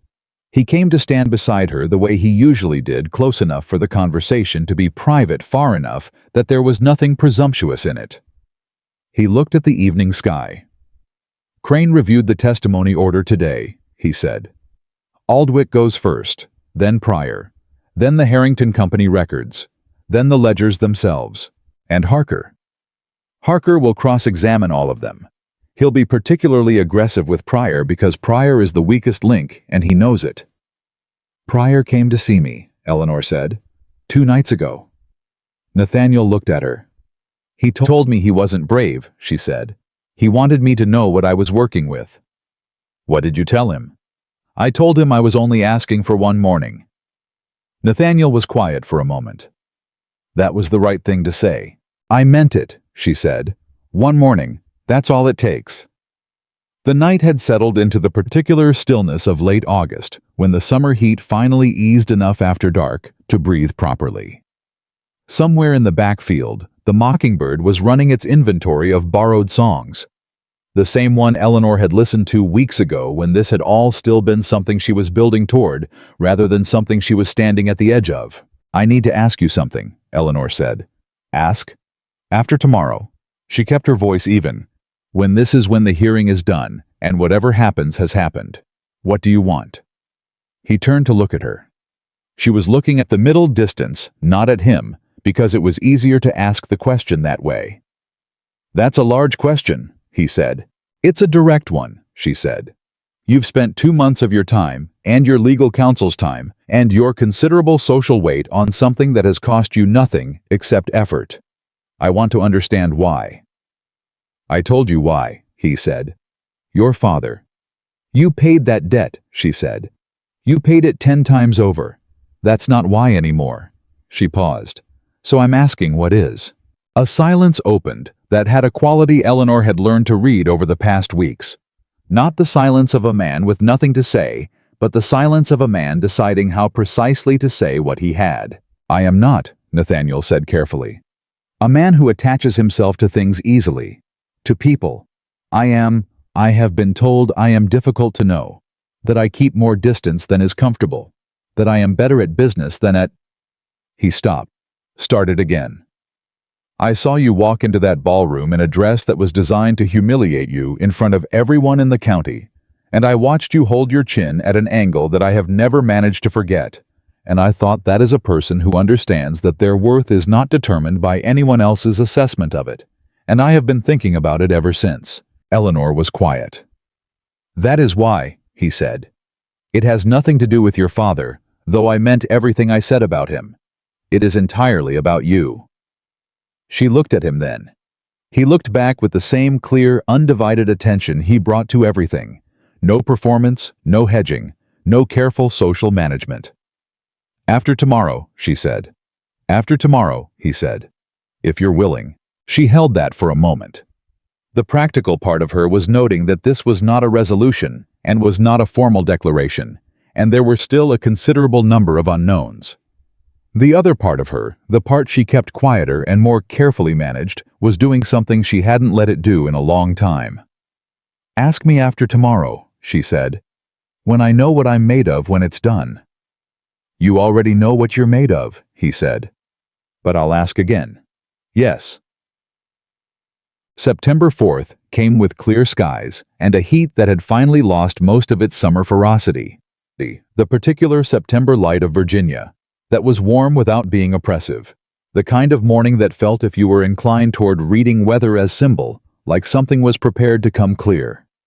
Eleanor was not inclined toward reading weather as symbol. She was practical. But she noticed the morning anyway. The Harrogate County Courthouse was a brick building that had stood at the center of town since 1793, and it held the peculiar smell of all old courthouses, wood oil and paper, and the accumulated gravity of decisions made by people who were trying to do the right thing and sometimes managed it. The public gallery was already half full when Eleanor arrived with Crane and Aldwych at 8:30, which was early, which meant that half the county had come to watch. She had expected that. She found her seat at the petitioner's table and set her hands flat on the surface and looked at the room with the same inventory she'd taken at the governor's ball 6 weeks ago. Who was present? What their positions were? What their faces told her about where they stood? What she found was more divided than she'd anticipated. There were faces she recognized as aligned with Abigail women from the sewing circles, men who had done business with Harker in the past week, the Forsyth contingent from the governor's office. But there were also faces she hadn't counted on. Families who had known her father. Former trading partners. 3 men she recognized as county landowners who had done business with the Whitmore Company for years, sitting together near the front of the gallery with expressions of intent attention. They had come to hear. They were willing to hear. That was more than she'd had 6 weeks ago. Abigail arrived with Harker at 8:55. She was dressed impeccably. She was always dressed impeccably. That was one of the constants of her character, and she moved to the respondents' table with the composure of a woman who had decided that composure was her last defensible position and was defending it with everything she had. She did not look at Eleanor. Eleanor looked at her once briefly and then looked away. She had processed what she needed to process about Abigail Whitmore. What happened in the next several hours was the law's business, not her emotional one. Magistrate Alderton entered at 9 o'clock exactly. He was 60 years old, white-haired with the physicality of someone who had spent decades making decisions and had the posture to prove it. He took his seat, looked at both tables, and said without preamble, "We're here on the matter of Harrington Trading Company versus the estate of Thomas Whitmore, with a collateral inquiry into the accuracy of the probate filing of 1814. Is all counsel present?" "Present," said Crane. "Present," said Harker. "Then let's begin," Alderton said. James Aldwych testified for 40 minutes. He was methodical and clear and entirely credible, a 60-year-old man with decades of business reputation and no conceivable motive to lie, producing original documents in his own handwriting that corroborated every figure Eleanor had copied from memory. The original partnership agreement, the letters from Thomas Whitmore, the payment records that matched the Harrington Company's own books. Harker cross-examined him for 20 minutes. He tried 3 angles. The first, that the documents could have been altered after Thomas's death, Aldwych disposed of by producing the postmarks on the envelopes and pointing out that the paper itself predated the relevant period by a year. The second, that Aldwych had a financial motive to support Eleanor's position, Aldwych answered by noting that if the estate was found to have been misrepresented, he stood to gain nothing, as his partnership buyout was not in question. The third angle, that the partnership documents were irrelevant to the probate filing, Harker abandoned after Alderton looked at him over his reading glasses with the expression of a man who had heard better arguments at a lower cost to everyone's time. Aldwych left the stand, steady and composed. Eleanor let out a breath she had been holding for approximately 35 minutes. Pryor was next. He came to the stand with the controlled movements of a man managing significant internal weather, and Eleanor watched his hands grip the edge of the witness stand, once a single brief clench and then release. He had heard her. One morning. That was all. He testified to what he had seen. Specifically clearly, with the chronology laid out in the careful notes he had kept for 6 months. The date on which the Whitmore estate files had been requested for private review, the name under which the request had been made, the 3 specific documents he had personally seen placed into the requested file, the date on which those files had been returned minus those 3 documents, the date on which he had noted the discrepancy and recorded it. The gallery was very quiet. Harker cross-examined for 30 minutes, and it was, Eleanor thought, the most skillful legal performance she had ever witnessed. He did not attack Pryor's facts, he couldn't, because the notes were contemporaneous and documented. Instead, he attacked Pryor's silence. Why had Pryor not reported the discrepancy immediately? Why had he waited 6 months? What had changed his decision to come forward? Was it coincidence that he did so only after Mr. Harrington had specifically visited him? Pryor fielded the first 2 questions with the honesty Eleanor had asked of him. He said plainly that he had been afraid. He said he had a family. He said he had made a choice he was not proud of, and had carried the guilt of it for 6 months in the form of the notes he'd kept, because he couldn't bring himself to do nothing at all. The gallery shifted. Not toward Pryor's position, toward him as a person. As a human being who had been frightened and had done a small, inadequate thing and had eventually chosen to do the right one. The third question about Nathaniel's visit, Pryor answered with something that hadn't been in his prepared testimony and that Crane had not coached him on because it was simply the truth as Pryor understood it. "Mr. Harrington came to see me," Pryor said, "and he asked me if I had kept any notes. When I said yes, he asked me whether I would testify. I said I was frightened. He said..." Pryor paused, and in the pause Eleanor could see him deciding whether to say it, and deciding that it was too true to leave out. He said that Thomas Whitmore's daughter had been sitting on the truth for 2 years, with nothing except her own certainty that it existed, and that a man who'd let those files disappear without a word had an obligation to help her find it again. The gallery did not make a sound. Harker looked at his papers. He had no further questions. The Harrington Company records came next, presented by Crane, with the methodical efficiency of a man who respected documents and trusted them to do their own arguing. $11,400 in payments.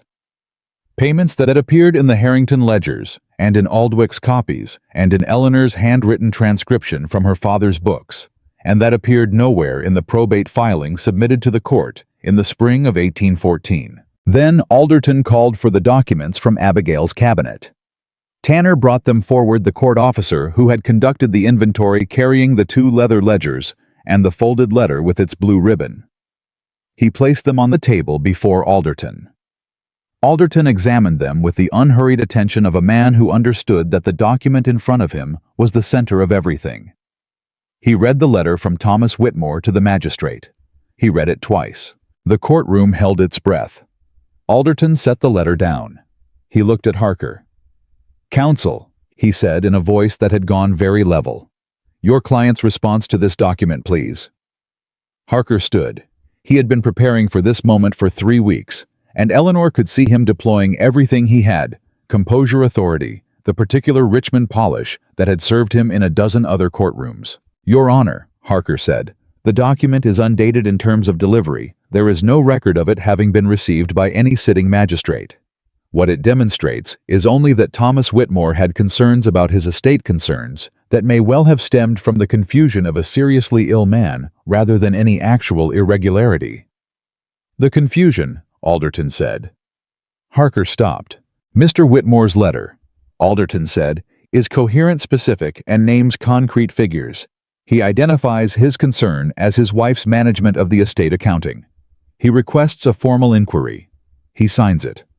The letter was found in a locked private cabinet belonging to Mrs. Abigail Whitmore, not in the court record where it was submitted." He paused. "Are you arguing to me that a document this specific, written by a man with 30 years of successful business dealings behind him, represents the confusion of illness?" Harker recalibrated. I am arguing that the provenance of the document, how it came to be in Mrs. Whitmore's cabinet, rather than the court record, cannot be established with certainty. Mr. Pryor testified to that provenance under oath, Alderton said. 20 minutes ago, in this room. Harker was quiet. In that quiet, Eleanor heard the creak of the gallery floor as someone shifted their weight. She heard someone in the back row say something to the person next to them quickly under their breath. She heard the sound of 30 years of Abigail Whitmore's careful social construction, developing a crack that was going to be very difficult to repair. Your Honor. Harker's voice had changed, still composed, but recalibrated to a key that said he was preparing a retreat rather than an advance. My client would request a brief recess to confer with counsel. Granted, Alderton said. 15 minutes. Eleanor stood in the courthouse hallway during the recess with Crane on one side and Aldwick on the other, and Nathaniel standing a few feet away, talking quietly with one of the county landowners Eleanor had noticed in the gallery. She watched the conversation brief cordial and watched the landowner nod once firmly before moving away. Nathaniel came to stand beside her. How are you doing? He asked quietly. I don't know yet, she said. Ask me when it's over. It's going well, he said. I know. She pressed her hands together. I'm waiting for what Harker does in there. He's preparing something.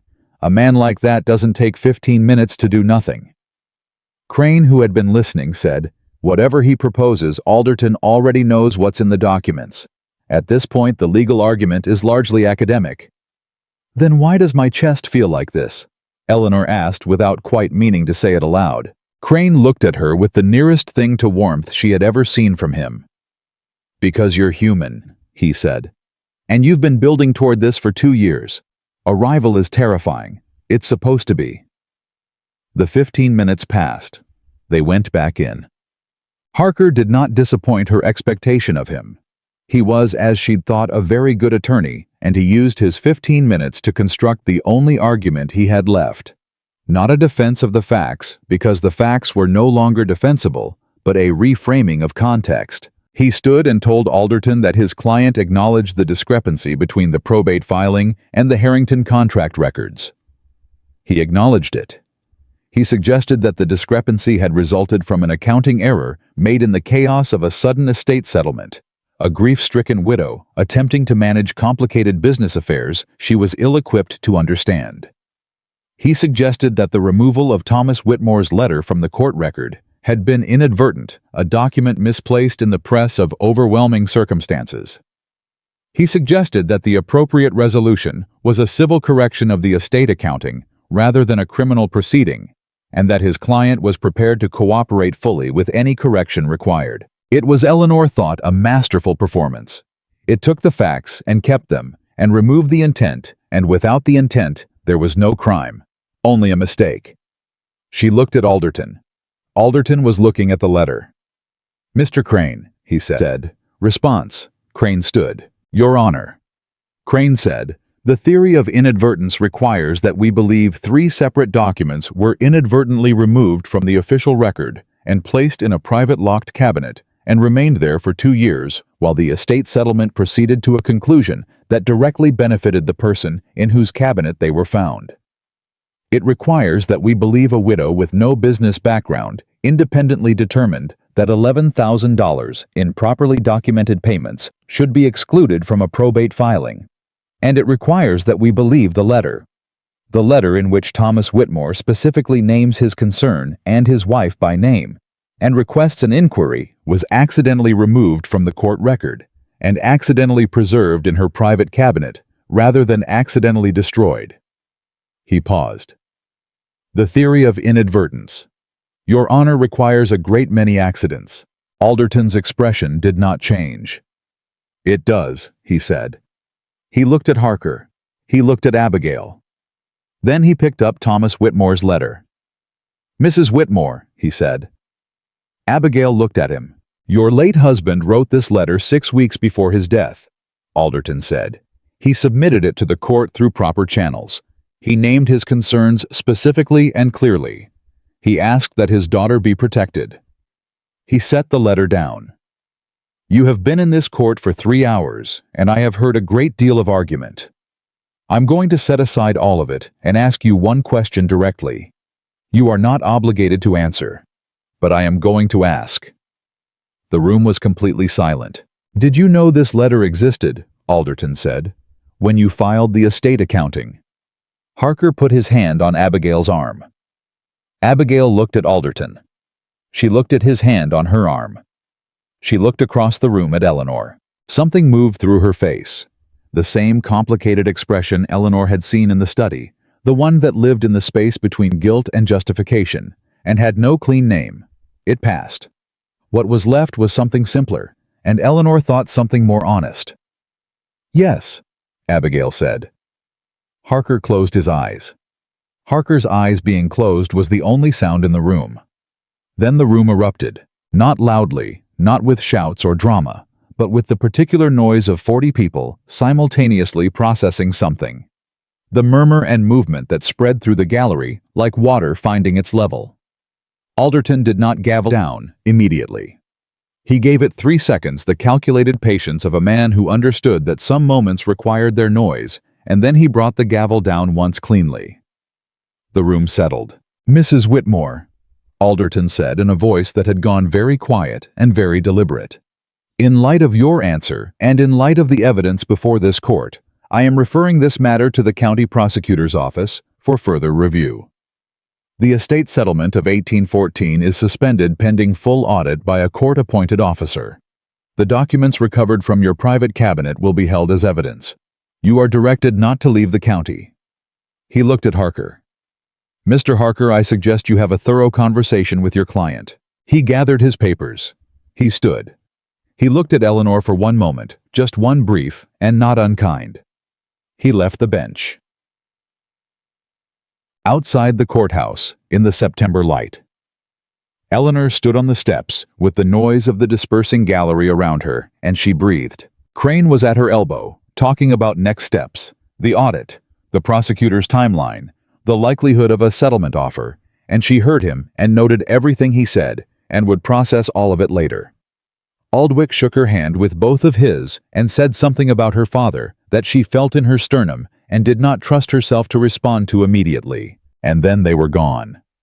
Both of them talking about logistics, and Eleanor was standing on the steps with September light falling around her, and the mockingbird was not there, but she felt like it should have been. Nathaniel came to stand beside her. He didn't say anything for a moment. "She said yes," Eleanor said. "She did. In front of all of them." Yes. Eleanor looked at this town, the street below the courthouse steps, the familiar buildings, the people still moving away in clusters, the shape of the place where her father had built something from $12 and a borrowed wagon. "He deserved better," she said. "Than all of it. Than Abigail. Than the 2 years. Than having his daughter find out this way." "He did," Nathaniel said. "But his name is going to be clean now." She said it quietly, like testing the weight of it. "The audit will show what was there. The court record will have his letter in it. People will know what he tried to do." She paused. "That matters." "It matters very much," Nathaniel said. She turned to look at him. He was watching her the way he always watched her, that complete, undivided attention that asked for nothing in return. "You said you'd ask me again," she said. "After." "I said I would," he said. "It's after," she said. Something in his face moved the thing that lived next door to a smile and was possibly better. "Eleanor Whitmore," he said. "Will you allow me to call on you, properly, with whatever future that implies?" She looked at him for a moment. She thought about the brown wool dress and the dance floor and the ledger pages and the cedar box and the letter in her father's handwriting, and the 40 minutes she had stood in the hallway outside the study, pressing her hand against the wall to feel something solid. "Yes," she said. She said it the same way Abigail had said yes in that courtroom, plainly, simply, without decoration. But what it meant was entirely different. Nathaniel tipped his head, not quite a bow, not quite the casual nod of a business acquaintance, but something in between that was particular to him, that had no name in the social vocabulary of Harrogate County. Eleanor looked back at the street. She pressed her hands together once briefly. "You took 2 years of my life," she said quietly. Not to Nathaniel, to the street, to the town, to whatever version of Abigail still lived in her thoughts. "But you will not take another day." The September light held. She stood in it. The audit took 6 weeks. Eleanor knew this because she counted them the same way she had counted everything for the past 2 years. Not out of obsession, but out of the habit of a woman who had learned that time was the one resource nobody could steal from you, and everybody tried. 6 weeks during which a court-appointed officer named Clement worked through the Whitmore Trading Company records with the methodical patience of a man who had been doing this long enough to find fraud, neither surprising nor personal. Just a problem with a shape that needed to be correctly identified. She was not idle during those 6 weeks. The house was still technically Abigail's. The audit had suspended the estate settlement, not reversed it, and reversals took time and additional proceedings. But the social mathematics of Harrogate had shifted so completely in the week following the hearing that Abigail's actual authority within those walls had collapsed in every way that mattered. Catherine had gone to stay with a cousin in Richmond within 4 days of the hearing, which Eleanor understood without judgment. Louisa had stayed, and Louisa surprised her. She came to Eleanor's room on the 5th day after the courthouse, knocked, which was new, waited to be invited in, which was newer still. "I didn't know," Louisa said. "About the letter. About the ledgers." She stood in the doorway with her hands at her sides in a posture that was so unlike her usual calculated ease that Eleanor registered it immediately. "I want you to know that." Eleanor looked at her. "I know you have no reason to believe me," Louisa said. "I wasn't kind to you. I let Mama manage things, and I didn't ask questions because it was easier not to. That's not the same as knowing. But it's not innocent either." "No," Eleanor said. "It's not." Louisa absorbed that without flinching. "What happens to us, to me and Mama?" "The audit determines what was taken," Eleanor said. "The prosecutor determines whether there are charges. I don't control either of those things. Do you want there to be charges?" Eleanor thought about the study, about Abigail's face when she said yes, about the particular exhaustion of a woman who had made a series of defensible choices and arrived at an indefensible destination. "I want my father's name cleared," Eleanor said. "I want the record corrected. What happens to your mother after that is between her and the court." Louisa nodded once. She turned to go. "Louisa," Eleanor said. She stopped. "He would have provided for you," Eleanor said. "My father. If things had been allowed to proceed honestly. He wasn't a man who left people without. Whatever Abigail told you about his finances, the real version was different." Louisa stood with her back to Eleanor for a moment. "I know that now," she said quietly, and she left. Clement finished the audit on a Thursday in mid-October. His report was 43 pages long, and Eleanor read every one of them at Crane's office, sitting across the desk from Crane, who had provided the report and a glass of water and the courtesy of not speaking while she processed what she was reading. The total discrepancy between the actual Whitmore estate assets at the time of Thomas's death and what had been submitted to the probate court was $14,230. $14,000. Eleanor set the report down. She picked up her water glass. She set it down without drinking from it. "The audit confirms the full figure," Crane said when she looked up. "The $11,000 from Harrington contracts. An additional $2,000 from the Aldwych partnership that wasn't in question, but turns out to have been double counted in the liabilities column to reduce the apparent net value. And approximately $1,200 in smaller payment records that were simply omitted." "She took everything," Eleanor said. "She took most of it," Crane said. "There's a remainder actual liabilities your father carried, real ones smaller than Abigail represented. He wasn't debt-free, but he was profitable and solvent, and his estate properly accounted would have left you financially independent." Eleanor felt something she had no clean word for.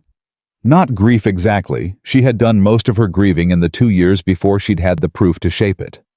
Something closer to relief, which was almost worse, because relief implied that some part of her had still been uncertain, and she had not wanted to admit that. "The prosecutor," she asked, "has reviewed the audit," Crane said. Given Abigail's admission at the hearing, given the documented removal of the court correspondence, given the scale of the discrepancy. He paused. She's been offered an arrangement. Full restitution. A formal admission of the misrepresentation for the court record. In exchange for a suspended sentence given her age and the discretion of the court. Eleanor sat with that. She takes the arrangement. Her attorney communicated this morning that she would, Crane said. She doesn't have a choice that's better. Harker is. Harker has done what good counsel does when the position is untenable. He's negotiated the least bad outcome. Full restitution, Eleanor said. From what? She has resources of her own, Crane said carefully. Prior to marrying your father, she was not without means. The house in Richmond, her original property, has been held throughout. It's sufficient. Eleanor looked at the audit report on the desk in front of her. 43 pages that said her father had been right, and she had been right, and the 2 years of patience and carefully built evidence had produced something that could be measured and recorded and corrected. I want the court record updated, she said. My father's letter, the original one he submitted to the magistrate. I want it in the official record, not just referenced, filed. Already requested, Crane said. Alderton agreed immediately. Eleanor nodded. She stood. She picked up the audit report and held it for a moment, the weight of 43 pages that told the truth about Thomas Whitmore's life's work. He built it from $12, she said, and a borrowed wagon.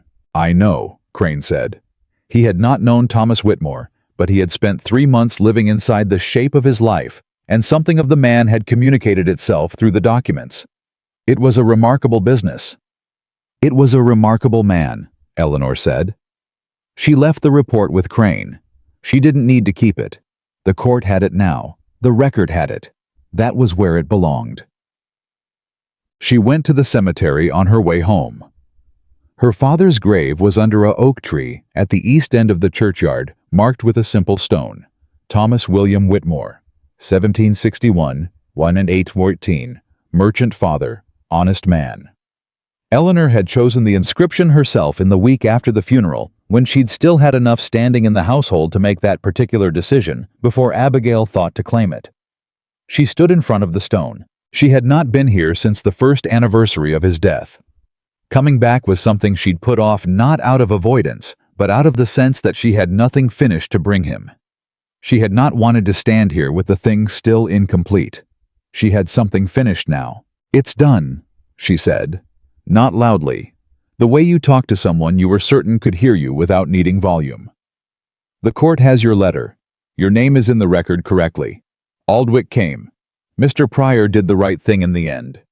She paused. The numbers are correct now. All of them. The oak tree moved in the October breeze. You were right about all of it, she said. And I was right to look. I needed you to know that I found it, and I didn't. I didn't let it make me into something I wasn't. I'm still... She stopped. Started again. I'm still your daughter, the way you raised me. That part didn't change. She stood there for a while. Then she pressed her hand briefly against the top of the stone, the same gesture she'd made against the hallway wall in the courthouse, needing to feel something solid, and she walked away. The restitution was formally completed in November. Eleanor did not attend the proceeding. She had Crane attend on her behalf, because she had decided sometime during the 6 weeks of the audit that she was done being in the same rooms as the legal machinery of what Abigail had done. She had built the case, and she had been at the hearing, and she had stood on those courthouse steps in September light. That was enough. What remained was paperwork. Paperwork did not require her presence. What it did require was a decision about the house. The Whitmore property, the house, the land, the remaining assets of the trading company were returned to Eleanor's full legal control in November, along with the restitution amount that brought the estate to something close to what it should have been. She was for the first time in 2 years, 3 months, and some days she had stopped counting financially independent. The question was what she wanted to do with it. She thought about it for 3 days. She walked through the house the way she hadn't allowed herself to walk through it in 2 years. Not the back rooms and the narrow hallway and the servant's kitchen that had been her territory, but all of it. The front parlor, the formal dining room, The study that had been her father's and then had become Abigail's cabinet room, and now was just a room again with books in it and afternoon light. On the third day, she sat at her father's old desk in the study, and she thought about $12 and a borrowed wagon. Then she picked up a pen, and she began to write. Nathaniel had been calling on her properly since September, twice a week on Tuesday and Friday afternoons, arriving at the front door like a person who understood that the front door mattered. He always brought something useful, rather than decorative. A legal document that required her attention, or a business question. She was better positioned to answer than he was. Or once memorably, a copy of a Philadelphia business journal that contained an article about trading company reorganization that he'd thought she'd find relevant. She had found it extremely relevant. On a Tuesday in late November, 2 weeks after the restitution was finalized, she set a document on the table between them when he arrived. He looked at it. "What is this?" he asked. "A proposal," she said. "Read it." He read it. It was 4 pages written in her clear and careful hand, outlining a plan to re-establish the Whitmore Trading Company under Eleanor's sole ownership with a revised business model that updated her father's original operation for current market conditions. The proposal included capital projections, a list of existing business relationships she intended to reactivate, and a section at the end titled Proposed Partnership Terms that outlined a specific limited joint venture arrangement with the Harrington Company that would benefit both operations without compromising either one's independence. Nathaniel read all 4 pages without speaking. When he finished, he looked up. "You've been working on this during the audit," he said. "Since the cabinet opening," she said. "It gave me something to build while I was waiting." He looked at the proposal again. "The partnership terms are very precise. I'm a precise person. They protect your independence very thoroughly." "Yes," she said. "They do." He looked at her. "Eleanor, are we talking about the business proposal or something else?" "Right now, we're talking about the business proposal," she said. "It can stand on its own merits. I'd like you to tell me if you think it can." He looked back at the document with the quality of attention he brought to things he took seriously, which was, she had learned most things. "The capital projections are conservative," he said, "intentionally. I'd rather exceed a conservative projection than fall short of an optimistic one. The reactivation of the Aldwych relationship, you've spoken to him. He wrote last week. He's interested. The proposed joint venture structure." He paused. "It's well constructed. It protects both operations and creates a clean division of benefit." That was the intention. He set the document down. He looked at her directly with the gray or dark blue eyes that had been looking at her clearly since a July evening on a dance floor, and something in his expression had shifted from the careful attention he gave to business questions into the other thing, the thing that lived next door to business and had always been adjacent to it, in the particular way their relationship had always moved side by side with the practical matter between them, waiting. "The business proposal," he said, "is excellent. I'll discuss it with Crane, and we can formalize the joint venture terms within the month." "Good," she said. "And the other thing," he said. "That's also a proposal." It was not a question. Eleanor looked at him. "It is," she said. "Then I'll answer it the same way you answered me in September," he said. "Yes." She felt something in her chest that she had a word for now had found it somewhere in the 6 weeks of the audit when she'd been building the business proposal and thinking about what the house felt like when it belonged to her and what her father's desk felt like under her hands. The word was not a complicated one. It was simply forward. "The house," she said. "I'm keeping it. I'm going to run the company from it. Ruth stays if she'll have me, and she will. She already said so. I'm going to put the parlor back the way it was when my mother had it." She paused. "I'm telling you this because I want you to know what you're proposing to be part of." "I know what I'm proposing to be part of," he said. "A woman with a business and a house and strong opinions about partnership terms."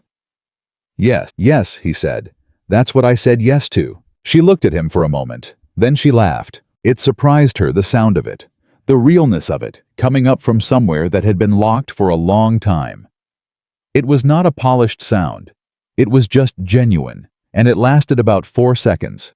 And when it stopped, Nathaniel was watching her with an expression she had never seen from him before. Something warm and completely unguarded, the expression of a man who had just seen something he had been waiting to see without knowing he was waiting. "I haven't done that in a while," she said. "I know," he said. "How do you know?" "Because I've been paying attention," he said, "since July." Ruth found out about the joint venture proposal before Eleanor told her. Ruth had a way of knowing things that Eleanor had long since stopped questioning and simply accepted as one of the fixed points of her world. And she appeared in the study doorway the morning after Nathaniel's Tuesday call, with the expression of a woman who had opinions and had decided the time had come to share them. "The Harrington man," Ruth said. "Yes," Eleanor said. "You're going into business with him." "A limited joint venture, yes." "And the other thing?" Eleanor set down her pen. "Ruth." "I'm not asking," Ruth said. "I can see. I've been seeing since August." She was quiet for a moment. "Your father would have liked him." Eleanor felt that the way she had felt everything her father connected to somewhere central and unguarded. "I think so too," she said. "He's not an easy man," Ruth said. "Takes some reading." "I know. You're not an easy woman," Ruth said with the directness of someone who'd been saying true things to Eleanor since she was 6 years old. "You take some reading too." "I know that as well," Eleanor said. Ruth looked at her for a moment with the eyes of a woman who had watched Eleanor grow from a child into the thing she was now, and who understood better than most what that growing had cost. "Good," Ruth said simply, and she left. In December, the Whitmore Trading Company reopened. Eleanor filed the paperwork herself at the county clerk's office on a cold, clear morning with frost still on the ground. The clerk who received the filing was a young man who had not worked there during Pryor's tenure. Pryor had retired quietly in October, with his notes entered into the court record and his conscience. Eleanor hoped somewhat easier than it had been. The young clerk looked at the filing. He looked at the company name. "Whitmore Trading," he said. "There used to be a Whitmore Trading." "There still is," Eleanor said. There was a pause. "It's over now." He stamped the filing. She walked out into the December morning with the receipt in her hand and the company existing again in the official record of Harrogate County. And she stood on the steps of the clerk's office for a moment and let the cold air move through her. The town went on around her. Wagons on the street.